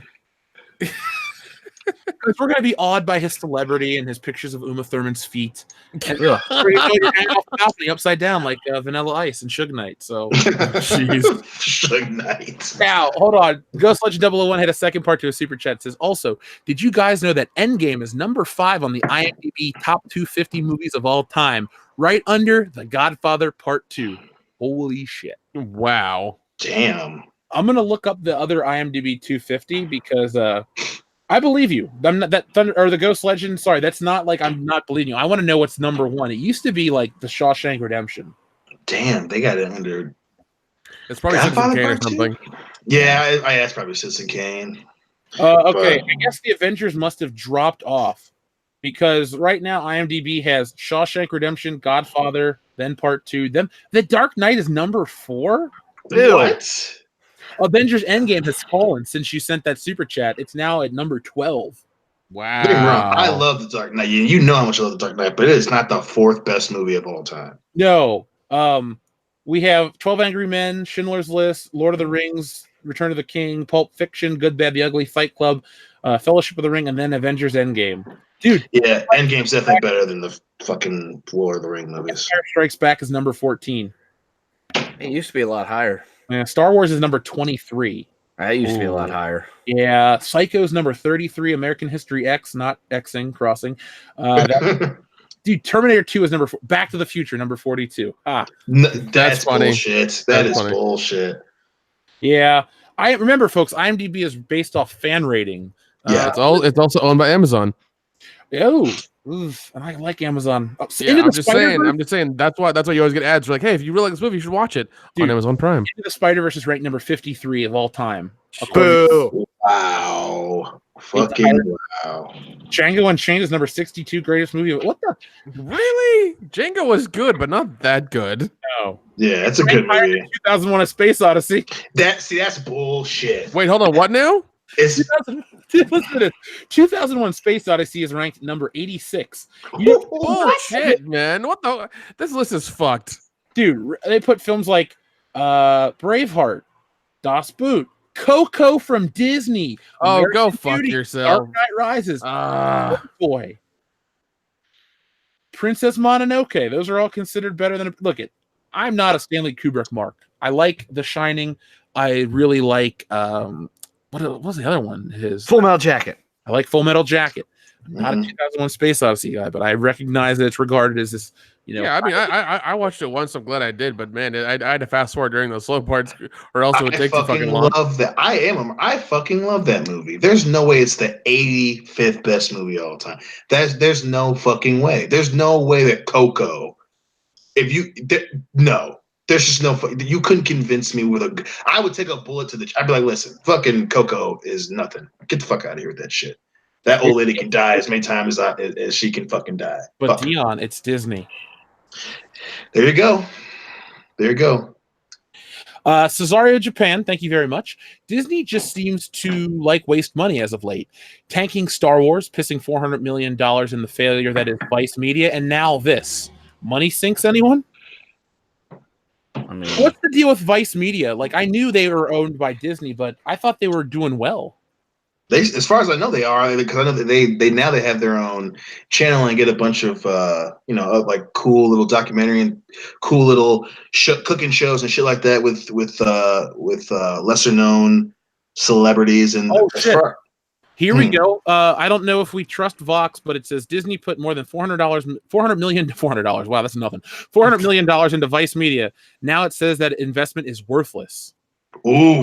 Wow! Story. Investors say they overvalued a high-flying digital publisher. Can Disney value us at $1 billion? Buy us out. And we'll start a secondary channel. Yes, do that shit right now. Intergalactic class bullshitters everywhere. Oh my god, we $1 billion bullshitters. We just build a studio down here and start making shit immediately. You know what we'd do too? We would invest a good chunk to make money off of the interest, but we would, instead of taking super chats, we would give out a small amount of money each week on the show. It's like, It's man style, baby. Yeah, here's a $500 gift card. Yeah, the Grand Inquisitor would get like, $2,300 or something, It's like every week's a tax return, folks. This is a thing. I'm going to look into this. I did not know they were doing that bad. Holy shit. I want to look into this because I keep making these Disney videos. They really don't get the traction, but I feel they're very important. So, I guess, Disney has made bad decisions. I'm interested to see. I know they're riding high on Avengers. I can't ever deny that. And I know their other movies make money, but I feel like they're a couple steps away from like overextending their power and fucking up. And I'm not saying Disney's going anywhere ever. I'm not saying that, but we could see another embarrassment like a John Carter or just another big loss for them financially. Dude, I would love to see a handful of those in a row. That'd be hilarious. I would love for the government to also come in and break them up. Oh, that'd be even better. They're talking about doing that with tech companies now. I heard. Yeah, so it would be even better if. Well, I doubt. I mean, it would be nice if they did, but I doubt it because I'm sure Disney's like bankrolling the government as well, and they're not gonna touch that. No, we don't rip on Disney because we think it's the cool thing to do. They just really do suck. Like, not necessarily just only creatively, but the things they do are very they hurt you guys in the long run. I think they rob a lot of people of unique movie-going experiences. The Disney brand isn't something I want to give to my kids in the future. I'm going to go out of my way not to give them Disney shit. Or if you ever wanted to, you just buy the movies outright and keep them. Don't have to get the service or any bullshit like that. Yeah, I mean, I don't think 1080p is going to be that bad of a resolution to watch in 20 years. No. Not like a videotape where it's always been fuzzy and shitty. That's true.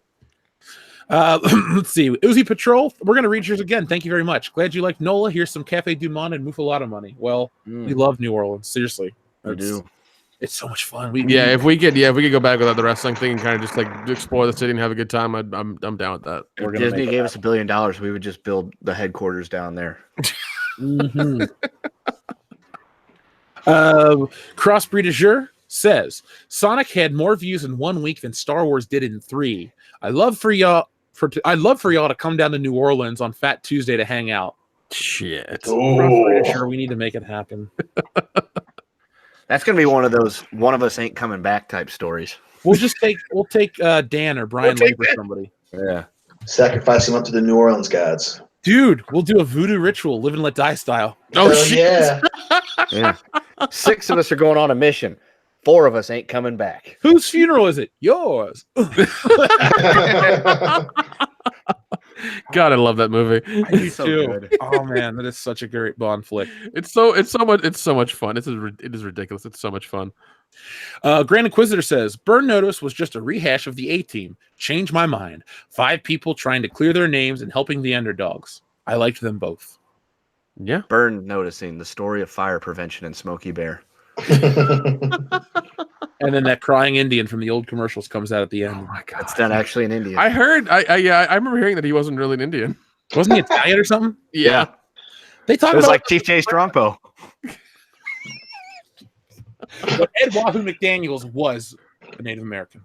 Yes. As well as Tatanka. Yes, but not Chief J. Well, don't tell. Look at kayfabe, brother. Right. The Grand Inquisitor. I love the A-Team. I kind of want to get the A-Team van and a Mr. Yeah, I'm looking at it right now. Iron Eyes Cody. Iron Eyes Cody was an Italian American actor. He portrayed a Native American in Hollywood films. God damn! I'm looking at it right now. Nobody would allow that today. No. I'm just saying. His name was Iron Eyes Cody. Iron eyes like you have, like you see through Cody. That was his fucking name. You don't see through iron eyes. It's like cement shoes. You're dead. Yeah. Oh, dude, that's gold. That's fucking gold. King of Sharks has a question. If Rian Johnson makes another Star Wars movie, would the suicide rate double? It's not worth killing yourself over, please. Rian Johnson is not worth your own life. Listen. If by happenstance the 3 movies that come out are his, you know what to do. Just don't give it your money. You know, simple as that. We'll go and we'll review them and tell you every detail, so you don't have to watch it. Yes, that round-headed, dehydrated brain of his is not worth it. He's got one giant raisin for a head.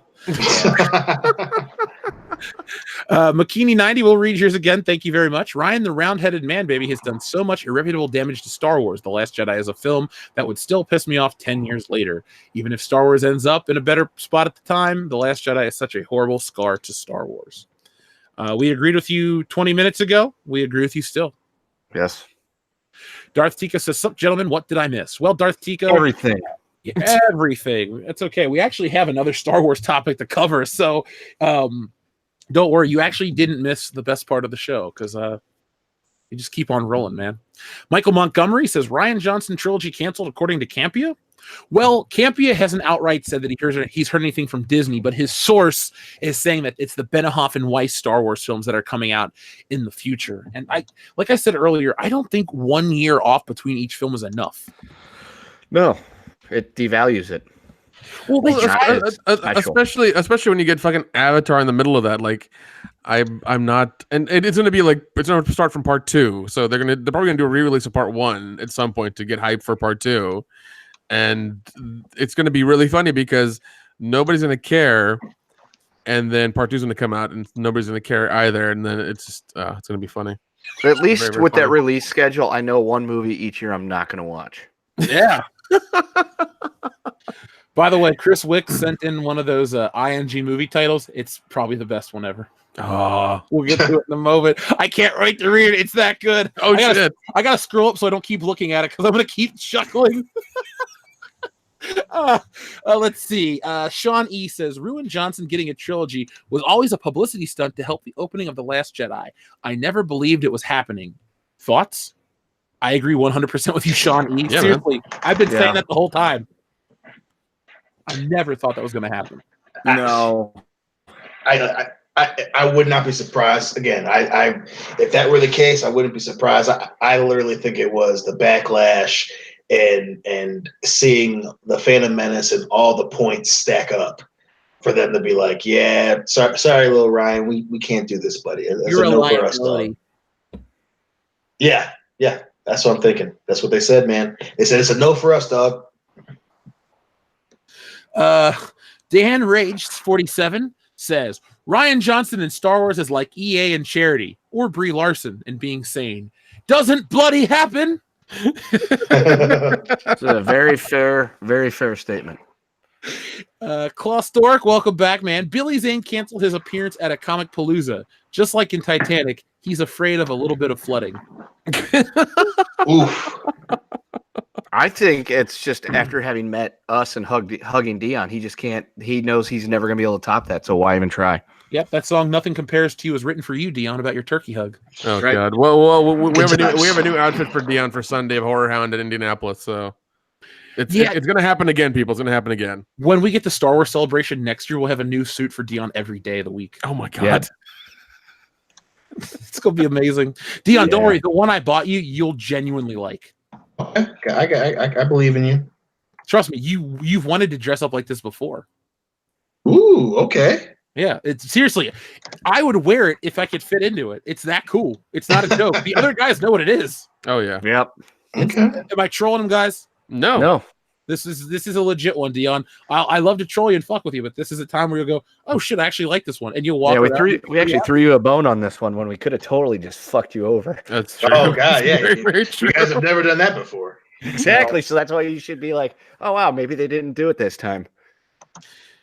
Let's see. The Pork Chop Express says, future Star Wars? Nope.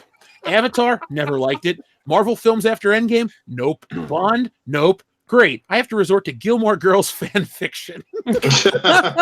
Also, great name. Great name. I know. I love, dude. Big Trouble Little China. Is that 85? I want to say it's 85. I want to. We just need to do a I commentary. think it's 86. Okay. I don't want to wait for an anniversary of a 5 or 0. I want to just watch it now. Love it. I mean, we can. There's nothing that's stopping us. Maybe Let's the see. fact that I don't know. Yep, 86. Is it the second best movie of 1986? Oh.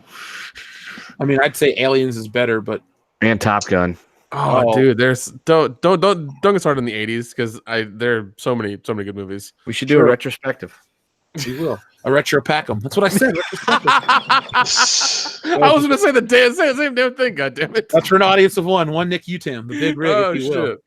shit! Here we go. Are you guys ready for Chris Wicks, who just won the ING game? Oh God, yes. Oh, hit it. Above the rimming. Yep. I wonder what that's about.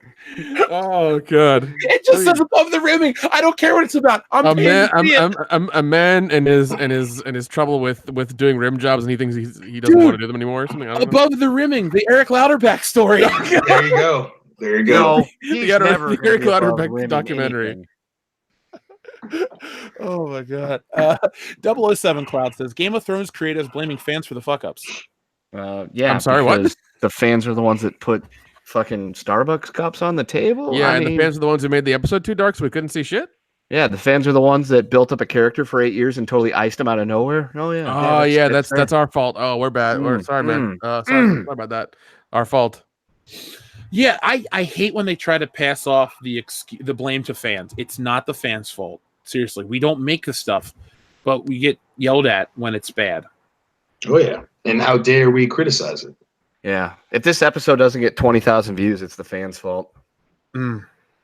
Well, I mean, no. Okay, I'm not going to do it.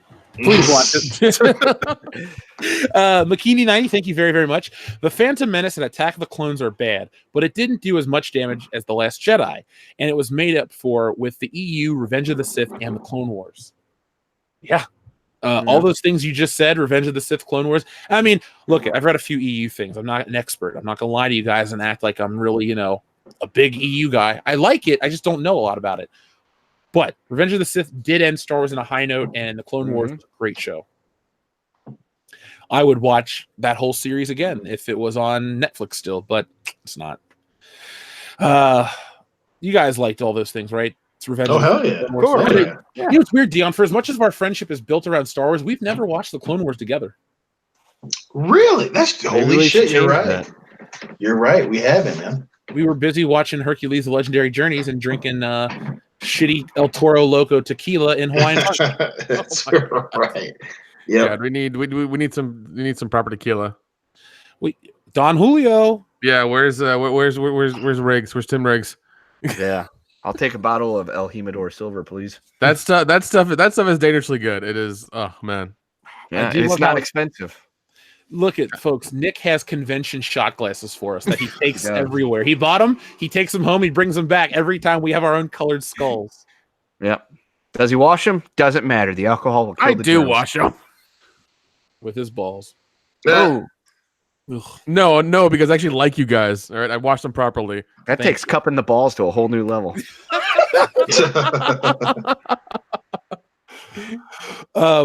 Dio Brando says they've announced we're getting an R-rated Blade. Okay. Like another movie or a show? I was just saying, wasn't Blade already R-rated? Very. Yeah, I'm pretty sure. Yeah, pretty sure Blade is R-rated already. So. Well, I think Dio Brando means they're making another one. Oh. But is Wesley Snipes in it, or is he gonna? I don't know. Yeah, of course, that's how he's paying off part of his tax penalty. That was Expendables 3, sir. Make check payable to the IRS, not to Wesley. That movie is terrible. I love the Expendables 1 and 2. 3 was the one where I was just like, no. It wasn't great, but Mel Gibson was still Mel Gibson in that shit, which I loved. I do love Mel Gibson. Scott Eckert says, hooking, Tinkerbell's story of life on the streets of Neverland. Oh, that'd be funny. I would watch that movie, Scott, in a heartbeat. Oh, yeah. Makini90 also says, no, Dion, Oprah looked like Maya Angelou mixed with a Super Saiyan. Oh, damn. Oof. That was some high heat. It was a good burn, though. Sick burn. Yeah. Miguel Olmos asks, not Edward James Olmos, OLMO. Have you guys heard the Russo brothers are working on the TV show based on a comic called Deadly Class? It's about assassins. Looks interesting. Yeah, I think saw an article on that the other day. Yeah, it was. Deadly Class. They didn't release a still, but maybe it was just like some concept art or some shit. But yeah, I remember reading that a couple days ago. Isn't that on Sci-Fi? Or am I thinking of something else? Deadly Class. something else. Deadly Class is on Sci-Fi Channel. It's a show on there right now. Yep, based on a graphic novel, the same name. I just see a picture of a girl giving the finger. Yep, yeah, it's yeah. It's got Wong from Infinity War. Does. Yes, it does. Does he have a tuna melt? No, he has a cup of coffee in his hand. No. I would check that out though. Who else is in it? Nobody famous. Also, the show Happy on there is fucking hilarious. I love that show. I do. We were watching that in New York, Dion. Yes, the one with Elliot Stabler. You were Law and Order. We were kind of into that. Dude, that guy is amazing. Yep. Dude, he was great in Harold and Kumar Go to White Castle. Yes, he was. That was his finest hour. He was also in Harold and Kumar Go to Guantanamo Bay. Oh, he came back? Freak Show? Yeah. Well, he was the KKK Grain Wizard. Oh, that's who he was. Oh, okay.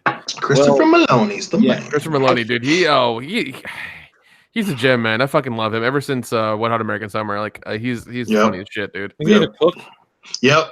Yeah, he's a cook. He always says like inappropriate shit all the time. Yeah.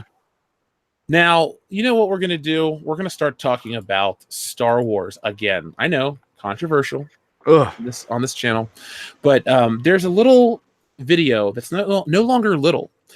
In one day, I believe it reached over 2 million views. Where's the view count at? Yes. So in one day, this video called Star Wars SC-38 Reimagined came out 1 day ago, and it has 2,024,831 views. This thing is catching on like wildfire. For those who don't know, it is a reimagining of the final moments on the Death Star, where Obi-Wan Kenobi and Darth Vader have a lightsaber duel. And using modern technology, computers, this person has basically extended and changed the lightsaber duel of Star Wars A New Hope, which a lot of people consider the worst lightsaber duel, and they also consider it a bad part of a great movie. So this is out. It's catching on like wow, hold on.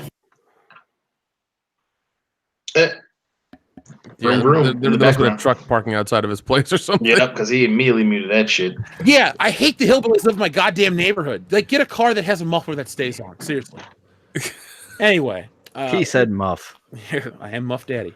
So, this Star Wars SC-38 reimagined is catching on, and people are going crazy for it. And a lot of people wanted us to talk about it. So tonight we are going to talk about it. So Dion, you and I have said that our friendship is built on wrestling, Star Wars, comic books, and our love of drinking. What do you think of this?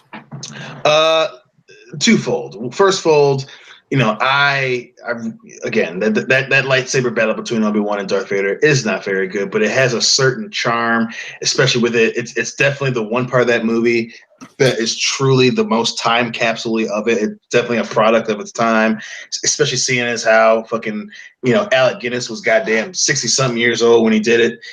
So I do love it because it's so campy and so 1976, but. I will admit, I actually did like this a lot. I liked it a lot. In a bubble, in a vacuum, on its own. I wouldn't add it to the movie, but I did, and there were a lot of parts that didn't make any sense story-wise. But yeah, I did like it a lot to actually see, old man Obi-Wan twirling a lightsaber and actually see them kind of using other force powers besides whispering in Luke's ear after he gets fucking disappeared. But yeah, I did. I will admit, dude, I did like it a lot. I liked it a lot. Nick. Yeah, I liked it a lot as well. Same way Dion did. It's it's in a bubble of what it is, and it being a VFX test, and some people having some fun, and trying to get their hone their skills and everything in that kind of world, but. Yeah, it is a lot of fun. I do enjoy aspects of it, but I understand that the original movie is the original movie, and I love that movie a lot, and this will never change that, and this will never be part of it, and that's how I feel about it. But yeah, I mean, it's very entertaining. I will watch it probably a couple times, as well. But yeah, it is what it is. It's just somebody having some fun, testing out some VFX stuff, seeing what they can do, and just having a good time and posting on the internet. And that's it. Kendo? In terms of somebody that sat down and created, made it, and put some effort and work into it, yeah, it looked fine. In terms of how it would fit in the Star Wars movie as compared to the original scene, I did not like it. Okay, well, I guess I'll be the one to elaborate on that sentiment because I feel the same way.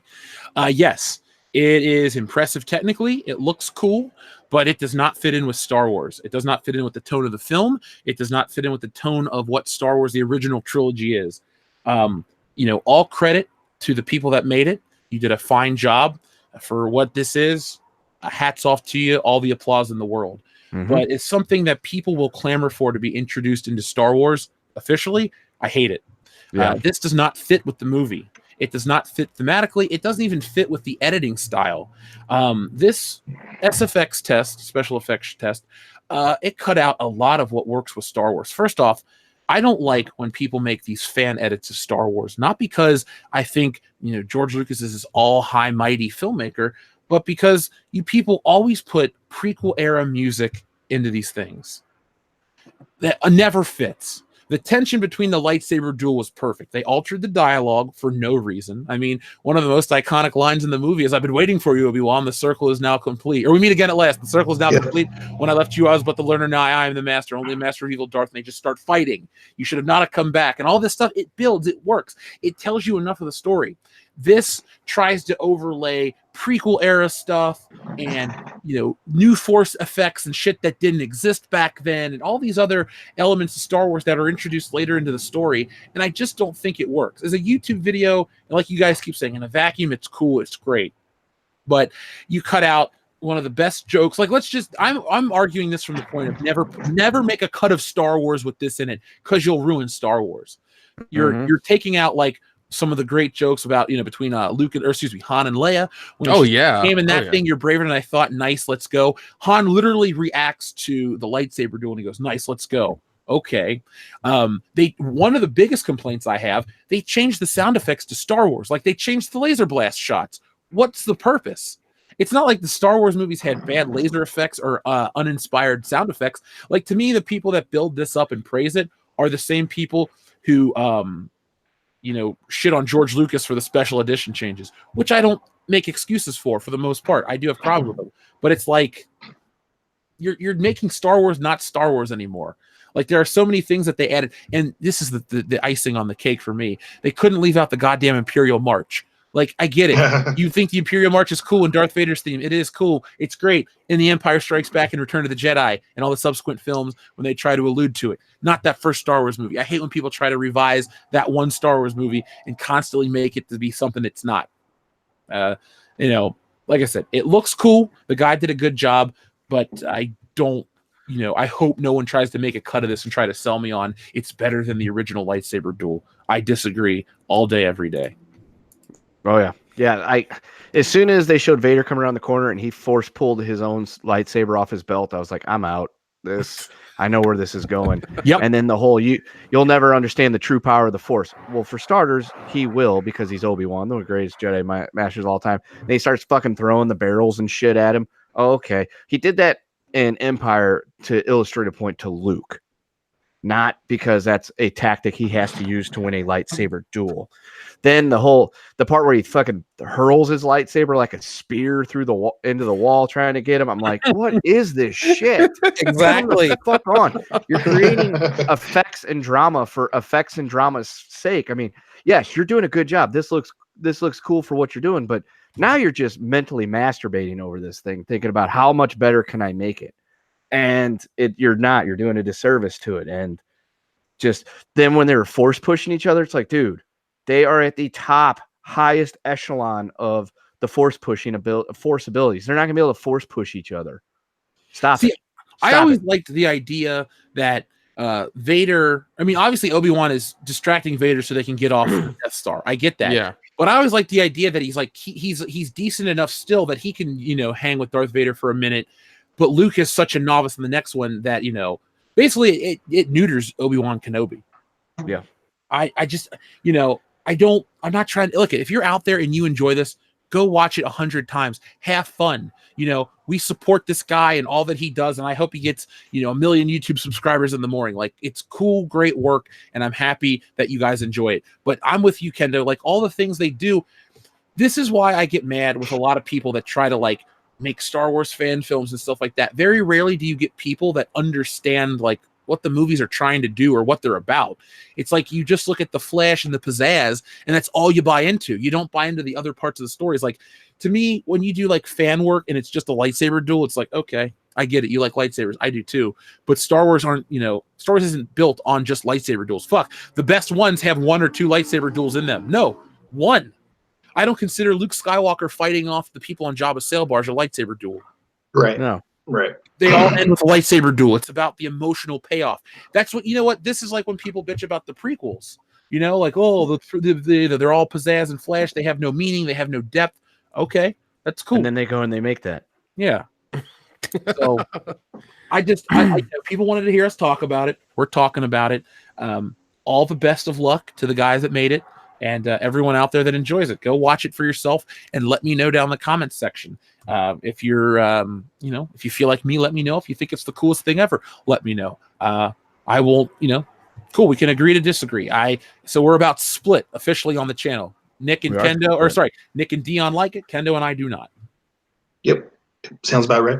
Cool. Yeah. And, you know, like I said, I don't have anything else to say. I just wanted to address it for everyone out there.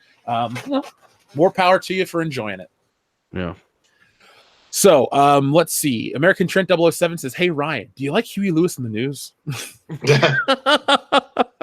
I listened to that song today, by the way. Trent. Damn good song. Let's see. Zaire says, "So, have you heard of Pro Jared?" Yes, I have heard of Pro Jared, and I heard about the Quarterings video. I haven't had a chance to watch it, but I will eventually, because the Quartering always does the best drama videos on the internet. I love to watch those. Have you guys heard of Pro Jared? No. Not until earlier today. Oh, you too watched the Quartering. I do. He was cool. I've only talked to him a few times, but he's always been nice to me. Yeah, he said nice things about us, and so I've got nothing bad to say about him. Yeah, I'm glad all of his troubles are over with the punching situation. You know, he can move on now. Yeah. Demogeni says, "My cousin Jaleesa Graham has a GoFundMe to purchase a prosthetic arm. Check out her channel for the details. Thanks. I have a vid on the Star Wars Avatar news." So, folks, that is on the Demogeni channel. And for those out there that are listening and don't know how to spell it, it's spelled Demajini, Demogeni. And he went all the way from New Jersey to Chicago to come meet us at the Star Wars Fandom Menace celebration. So check it out. You know, it's a noble thing to help out with. Mm-hmm.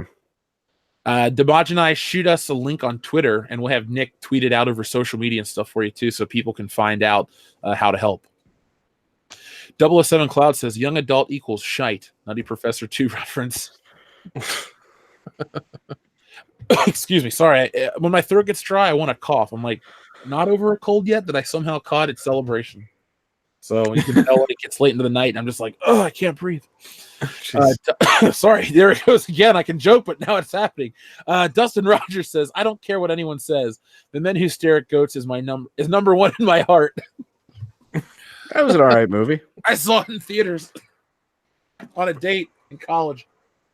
Oh, I remember that one. That one was pretty weird, but it was fun though. That was right after Burn After Reading. That wasn't the Coen Brothers though, right? It was just kind of styled like a Coen Brothers film. I think so. I think so, maybe. Burn After Reading. I like that. That was a good one. Oh, that was good. That was good.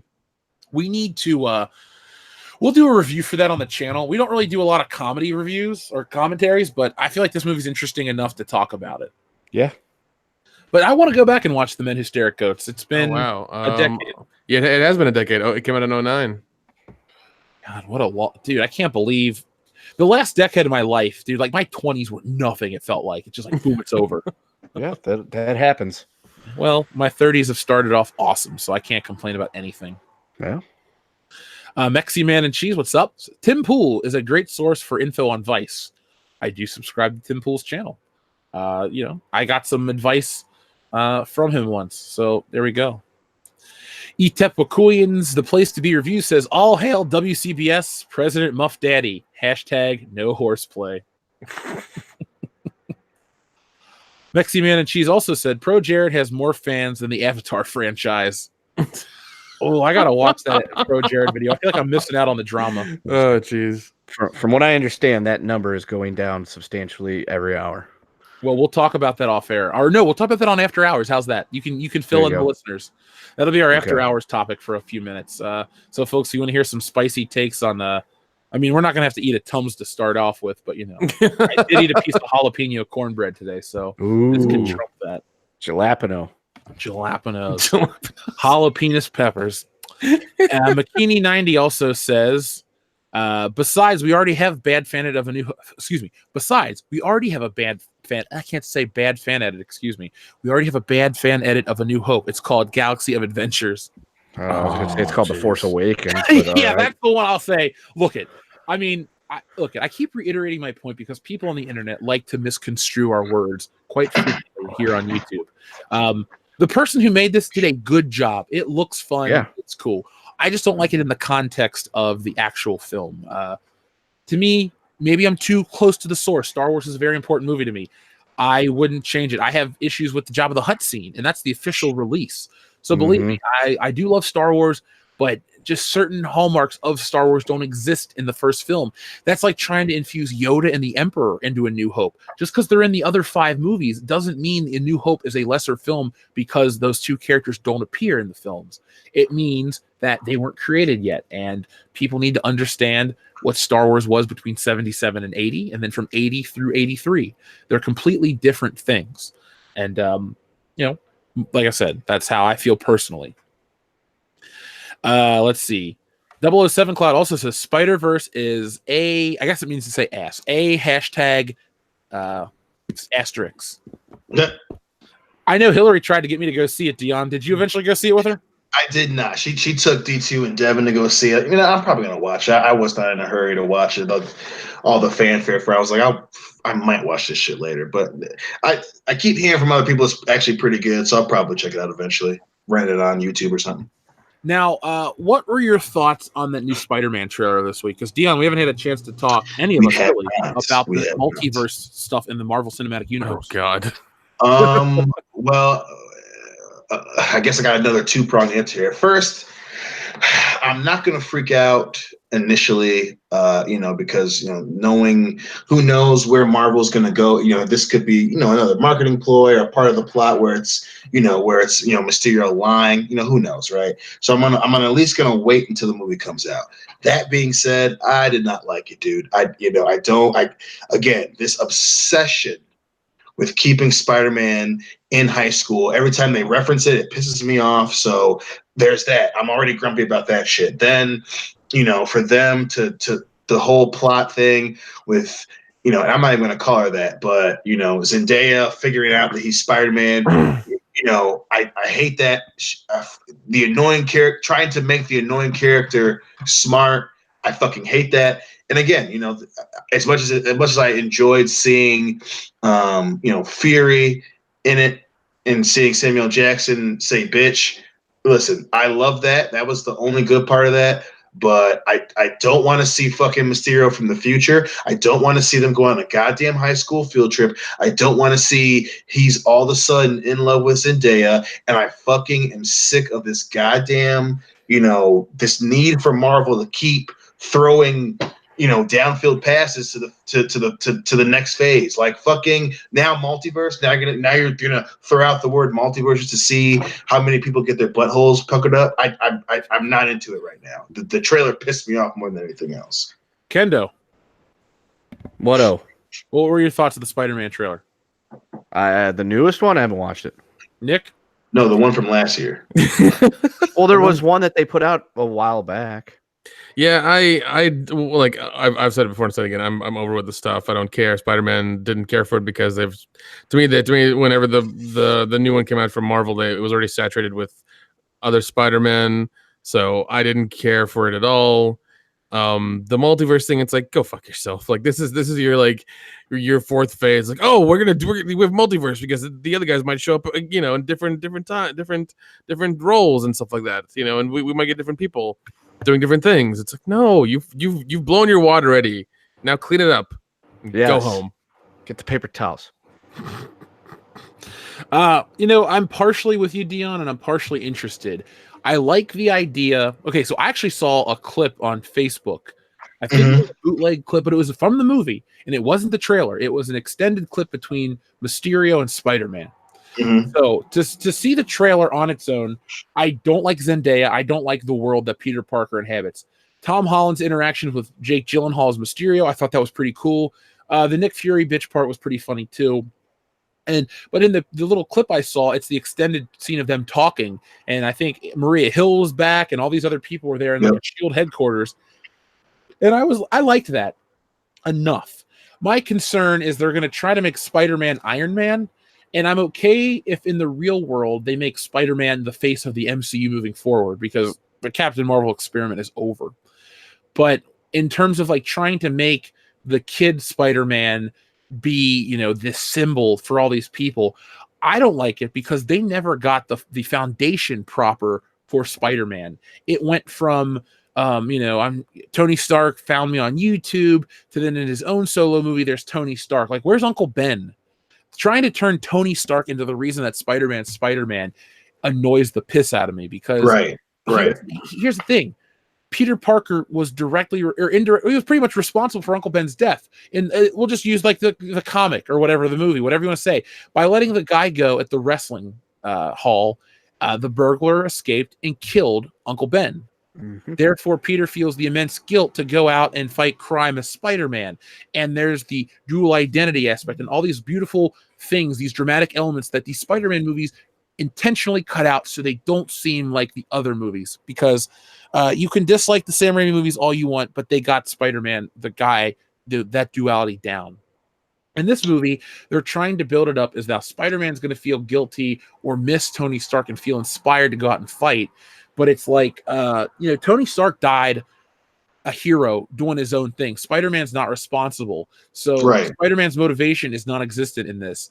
And I just don't like how we're going to be stuck now. Like you said, he's going to always be in high school. This is 5 years in the future. He's still like 15 or 16. So, why couldn't Zendaya and Flash Thompson have grown up and fucked off? Why couldn't they be 21 years old? Why couldn't they have survived the snap?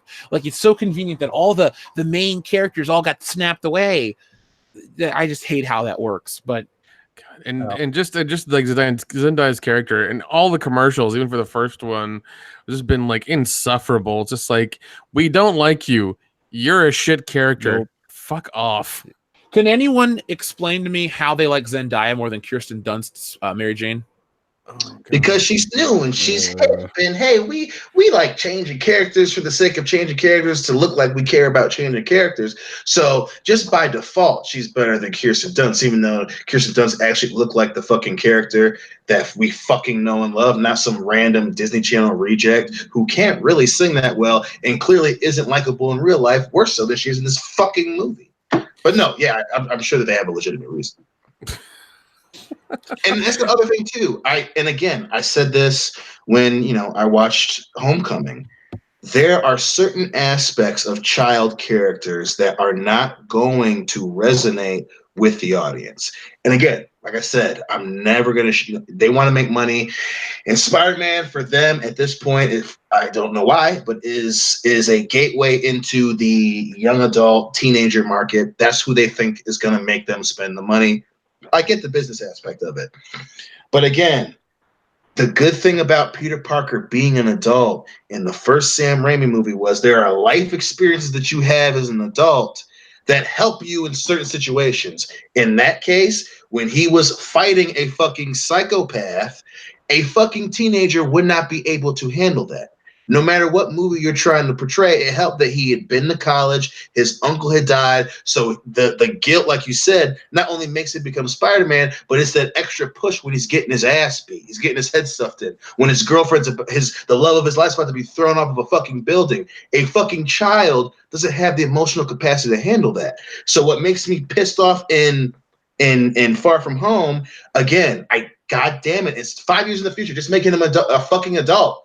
but he's in high school, so he just wants to hang out with his friends. He even says in the fucking trailer, I'm putting my friends in danger.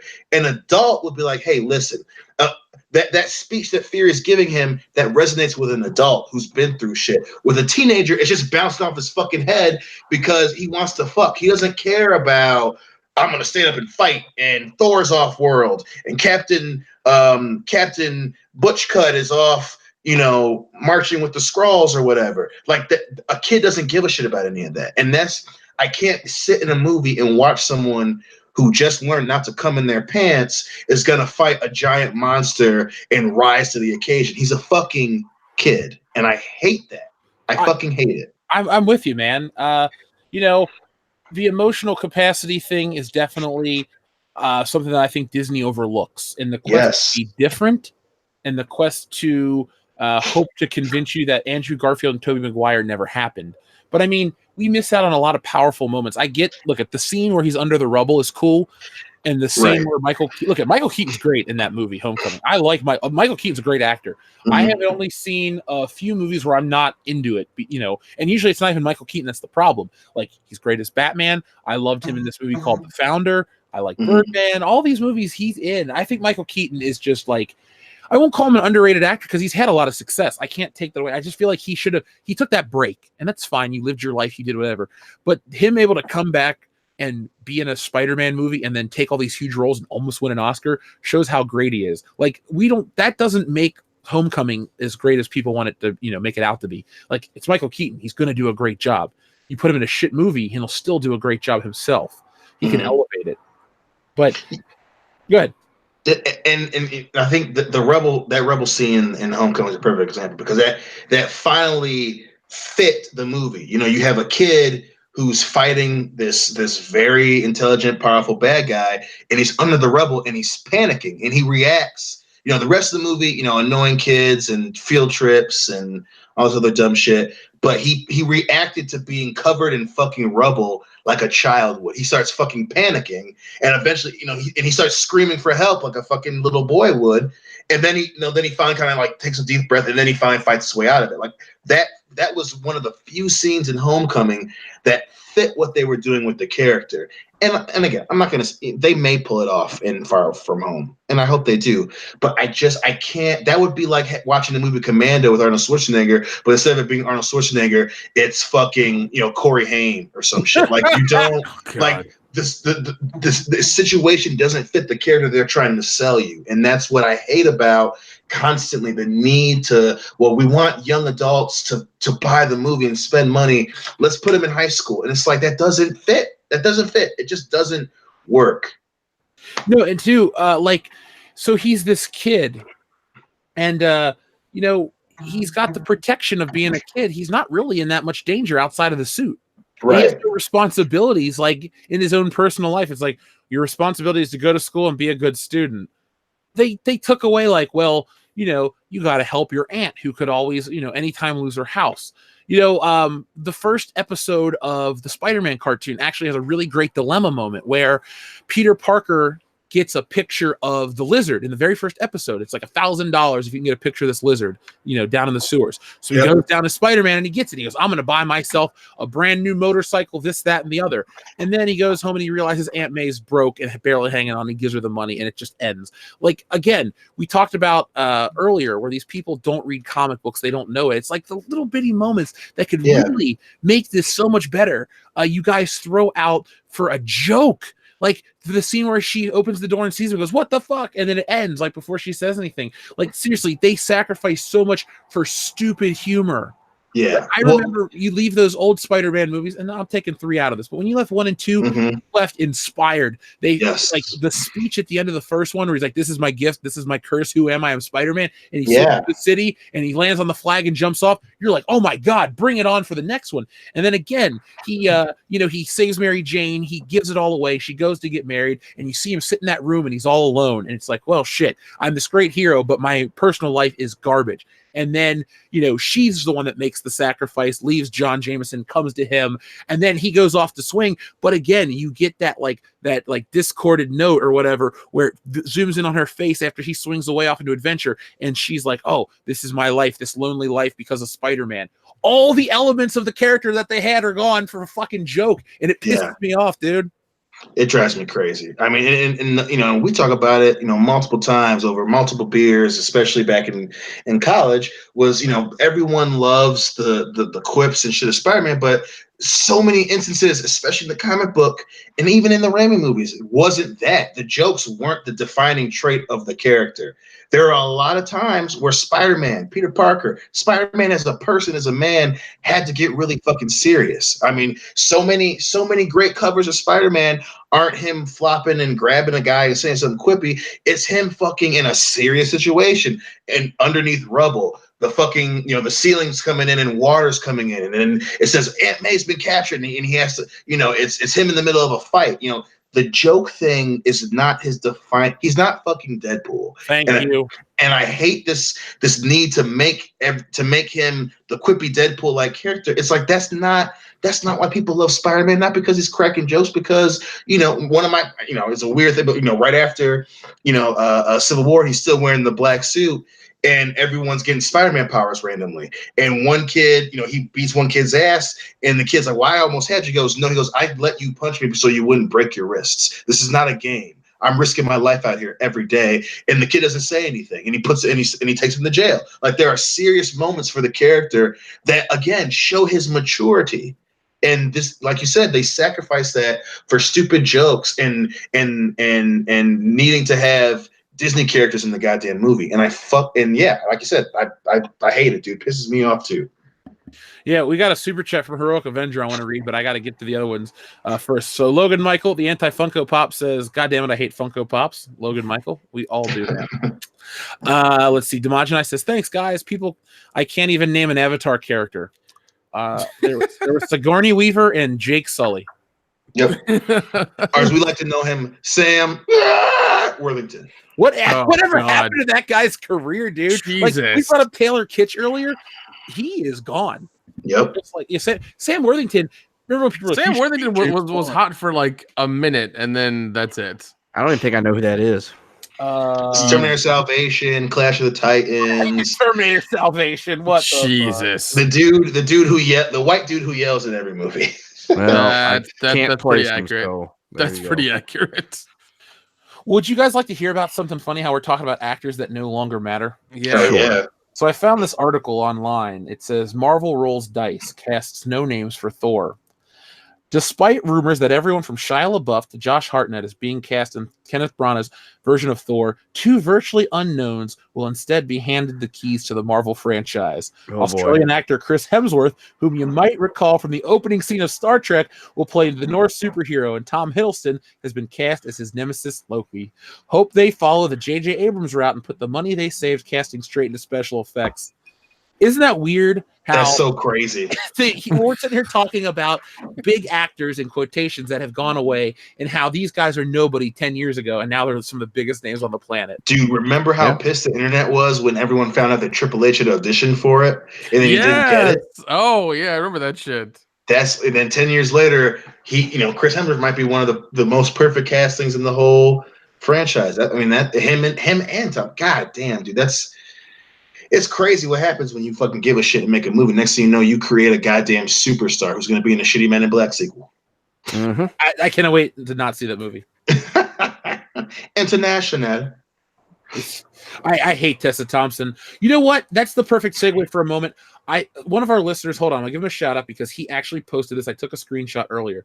Where is it at? This is actually relevant to our discussion of the MCU. Where are we at? It was about Lady Sif from Thor and how Where the fuck did it go? Yeah, how it sucked that she just randomly disappeared. Here we go, right here. So this is from our friend Ryan in the Facebook chat. Folks, if you ever post something great and we talk about it on the show, we'll give you a shout out. So this is Ryan. These are Ryan's words. He says, anyone else bothered by how Disney just started pretending that Lady Sif doesn't exist anymore? Jamie Alexander was unavailable for Ragnarok due to her schedule, so I guess they decided to just erase her from existence rather than let her back in later for Endgame/Infinity War. But now that they have their diversity hire, Tessa Thompson, why bother? Thompson has been shoehorned in and replaced her completely. Plot be damned. Jamie Alexander got a raw deal. I mean, you're not wrong, man. It sucks that she wasn't. You mean that they did wrong to a woman? Are you kidding me? Come on, have you seen Captain Marvel? Yeah, it came out during International Women's Month, bro. Yeah. Also, Sam Worthington is tied up doing Avatar 2 and 3. Finally, you mean more movies I won't see. Fucking F in the chat, sir. God damn, with the burn to Sam Worthington. Also, it seems like he's gone to court and been arrested a couple times. So, you know. Oh, God. Cocaine's a hell of a drug. Yeah, Rick James knew firsthand. Mm-hmm. I gotta go outside. TLJ Screwjob says, so in the Game of Thrones debate, Jer asked Rags what he and Mahler thought about Homecoming, and they legitimately like its world debate when? Well, TLJ Screwjob, when I had Mahler on last year, he and I discussed Spider-Man, how he liked Homecoming and I prefer Spider-Man 2. And one of our debate topic points was he's debating that it's an MCU creation of Spider-Man, and I'm arguing that it's not really Spider-Man as a character. Mahler's going to come on the channel. I'm going to have Mahler and Robot Head on, and we're going to discuss Endgame. I got to talk to Robot Head. It's been a minute, but he was a great dude. He's a guest I definitely want to have back on, and Mahler is always a lot of fun. Here's a difference between me and a lot of other people in general. I like to debate when other people have differing opinions and really get down to the nitty gritty. Dion and I are best friends. We've had 1,000,001 debates where we're on opposing sides, and it doesn't matter. To argue, like I had a teacher in college, her name was Chris Gallion. She taught us that debate or arguing is not necessarily a bad thing. It has a negative connotation. So we can sit and argue over differences and stuff. I'd love to have a debate with those two guys about Spider-Man Homecoming's world building. I'm all about it. Look at patrons. I'll tell you this now. I'm working on a solo one man. Obviously, that's what solo means. A mini Spider-Man podcast that's going to come out. Trying to do it weekly. I got to sit down and figure it out. But I really want to talk about Spider-Man. And I thought, instead of just talking about it with my friends, why not put it up, record it, and put it out there and give you guys something to talk about? We can have some Spider-Man discussions. It's the perfect time. We're building towards this movie that's coming out. The game was the best PS4 game I ever played.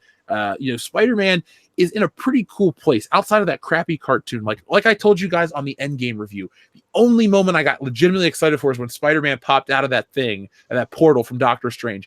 But the second he took off his mask, it kind of went away because I looked at that mask. I was like, yes, there's my favorite superhero. And then it came off and it was Tom Holland. I went, oh, whatever. But that's neither here nor there, folks. I just wanted to tell you that that's something I'm playing around with.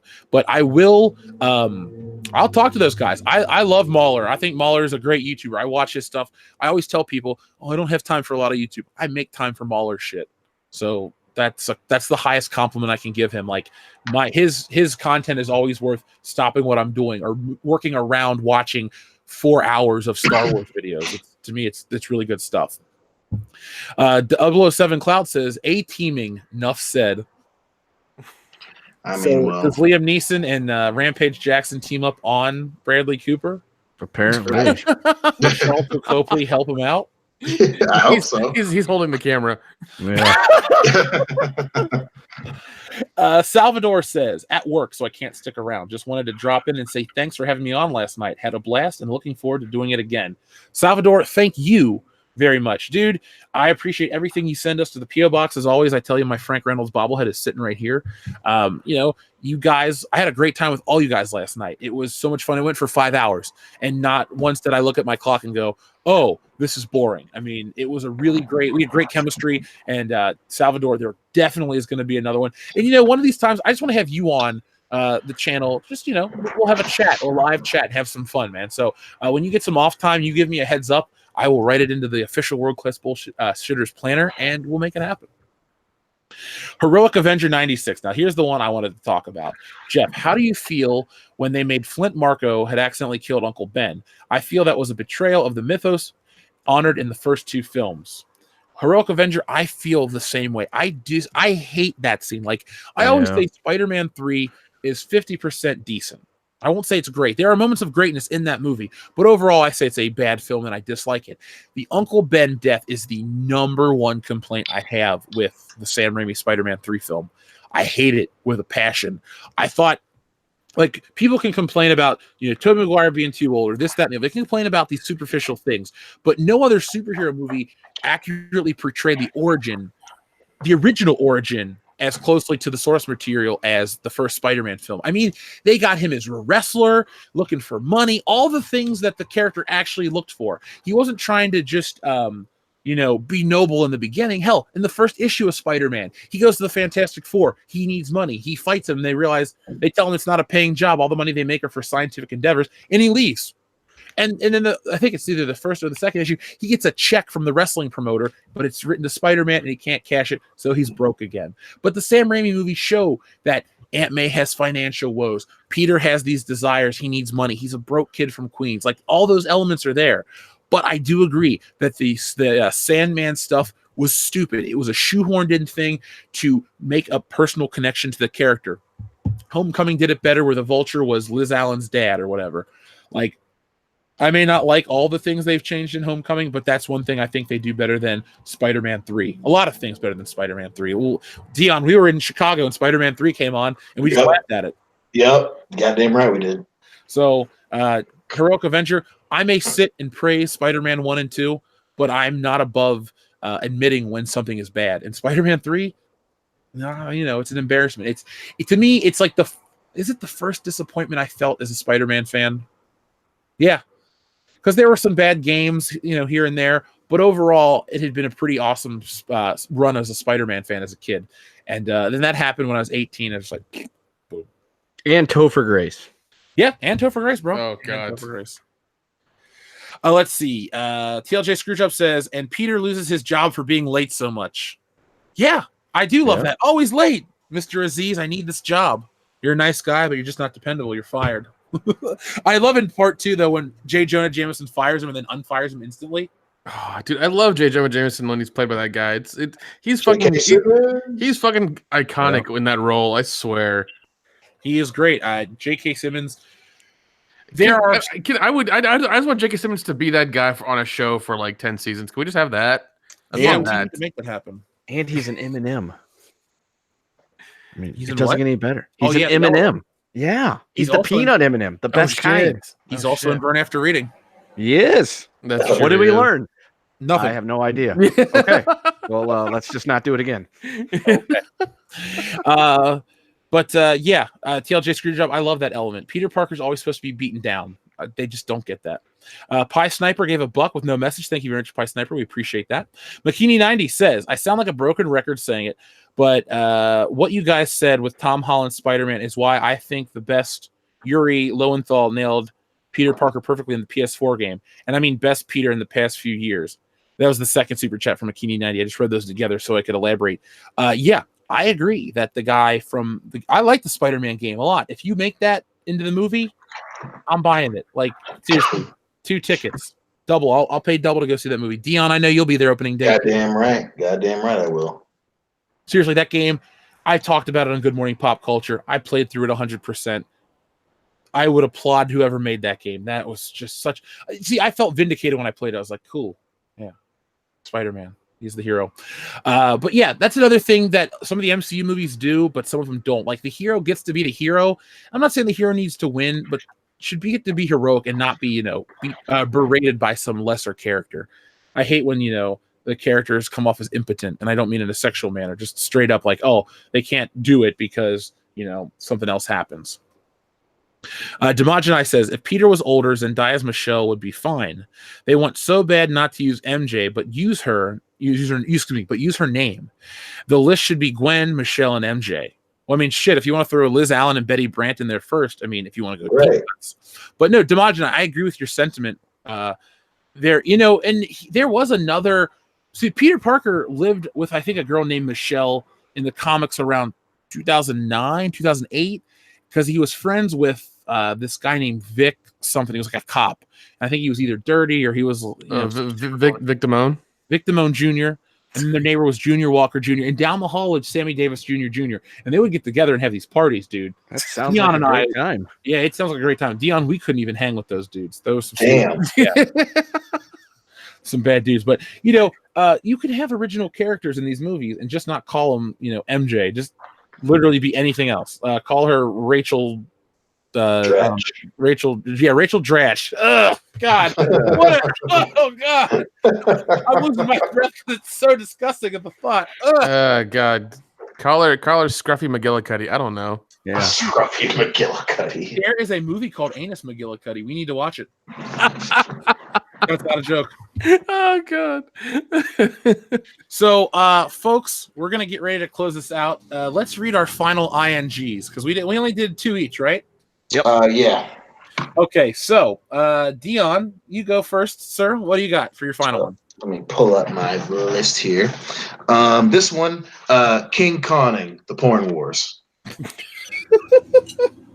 Nick? Bigging, a story of a boy who has elephantitis of the nuts and has to walk around like that. Bigging. Kendo? Ghosting. It's a documentary about guys that Professor loves to women over the messages and just never get a response. And then finally, I have Judge Dredding, a man who hates jury duty. So I'll save my spicy one for after hours. Seriously, I just don't want to say it publicly. Damn. Yeah, I thought of it. I'm like, I can really hurt somebody's feelings. 007 Cloud, thank you very much again. Star Wars Saber fan edit is style over substance. Like Game of Thrones post season 4, they sacrifice plot themes and character for style and subversion. I completely agree. You say it better than I can. I'm gonna go with that statement. Kendo and I are feeling the same way. Nick and Dion were sold. Right. Subvert these nuts. Scott Eckert, thank you very much. The Thing, a musical about people with lisps, starring Mike Tyson. I'd watch that. I want to sacrifice everything. Sacrifice everything, even if it means getting punched in the fucking mouth. I want to give the award for the best ING gaming to Scott Eckert. Him and this one and the Tinkerbell one were 2 consistent winners, dude. Oh my God, I fucking love it. Real quick before we go, the It trailer. What did we think? Ready. Amazing. I can't wait. I did wait, and I'm glad we waited because it looks like they've done a good job. But we will see. I can't fucking wait, dude. We're gonna see it. So yeah. When she's talking to the old lady, she goes to get some tea, and then she's standing there, and then scurries off. I was like, "Holy! Is this trailer gonna make me piss my pants?" I had the same thought, dude. I actually was getting uncomfortable watching it. Yeah, because that old woman made it really comfortable. I was like, "What's going on in this trailer right now?" And then well, you can tell the whole time it was that damn clown. God, yeah, they have shown stuff, and I was like, if the trailer's creeping me out, this is good. I hope the movie does the exact same thing, and I hope the movie's good. So. Fingers crossed, dude. I can't wait. We're gonna go see it opening night. Yeah. Okay, I have a question. Do we want to see it opening night, which is the yes part, but then do we want to try to do we could do a live commentary since we'll all be together? Yes, we can. Yeah, we will all be together. We'll got a commentary, excuse me. We'll do a live review like we did in the hotel at Star Wars Celebration. Okay, so folks, during Horror Hound weekend, expect that live stream. We could do it. Yeah, we'll definitely do it. We'll either do it live at the show the next morning or that night. Depends on what time you get back. It depends on what time we stop drinking. Well, there's that too. Let's just be honest with the listeners. Logan Michael, anti Funko Pop, says pop gay. Dude, I hate him as much as you do, man. When we meet one day at a Texas Frightmare or some show, we will ritually stomp some Funko Pops together. The first round's on me, bro. I will buy us. We'll get an Overwatch Funko Pop and a Fortnite Funko Pop and a Doogie Howser MD Funko Pop. Oh my God, Jesus Christ, those exist? No, I like Neil Patrick Harris. What's somebody I don't like? Blossom. Well, Funko Pops really don't have noses, though. How is it going to be a Blossom Funko Pop? Just stomp on the Joey Lawrence one. Whoa. Whoa! yeah, Joey Lawrence. Sorry, man, but you got to go. Your Funko Pop. You suck, Joey. Yeah, you suck, Joey. You're not Joey Tribbiani. He's not real, but fuck you. Anyway, Nick, plug your channel. All right, ladies and gentlemen. I run a channel called Real Independent Productions, Real with 2 E's because film pun. Last night, I recorded a commentary for probably the most vile and un-PC movie to ever exist in all of cinema, called Toxic Avenger 4: The Tale of Two Toxies. The movie starts out with the diaper mafia gunning down a retard school. That is the opening scene. You should not have laughed at that, just the way you said Yeah, it. that is the opening scene. Me and my co-host Scotty got real fucking drunk and talked about it for an hour. So go over there, like the page, listen to us. We're gonna have it up tomorrow around noon Eastern Standard Time, US. Enjoy, subscribe, listen to all of our stuff. Buy our see stuff. that movie. Yeah, we'll have a link for that as well. So just support us, please. We're trying to get up there in the numbers. Alpha Terranema sent in another super chat that says life forcing. That guy from The Incredibles keeps trying to kill himself after the first try, but everyone thwarts his attempts. God damn it. Nice. Life Force is a great movie. Isn't that chick naked the whole time? Yep. 80s. Yep. full bush too. Full bush too. So. Oh baby. Kendo, Nick, do you have anything you want to say? Because life force sounds like a good way to go. Subscribe to Mindless Entertainment and subscribe to Footballs Deep, where we talk about footballs. We go deep, and remember, just the tip to score. Oh. Dude, I brought that up at dinner tonight with my grandma because I took her out for her 95th birthday. and I was like, I said something, I'm like, oh, what are you? And I just stopped because I was like, you're gonna a joke. I was like, oh. Grandma, what are you? Yeah. Oh, like, that'd have been awkward. Hey, Grandma, Jack and Jill went up. She would look at me and go, like, are you okay? No, I'm not okay. Just having a stroke. No, that's just it. I'm dead. So, folks, we're going to end the show, as always, by telling you thank you for watching World Class Bullshitters episode 171, I guess is what we're going to call it, right? The Fandom Menace is strong, as we said. Since May has started, we're up 5,000 subscribers. We want to keep this train a-rolling. So we're going to be pumping out content all the time. We're going to be giving you guys opportunities to get involved on some shows and stuff like that in the future. So keep watching, keep commenting, keep giving us the thumbs up. On the way out, folks, give us a thumbs up. Simple requests from, I won't call myself a simple man. Dude, we should next time Jeremy does that on the High Council, he'll be like, a simple request from Simple Jack. I'm gonna cut in and tell him that right there. It'll make him happy. So, folks, thank you for watching, and as always, go out into the world and be excellent to each other.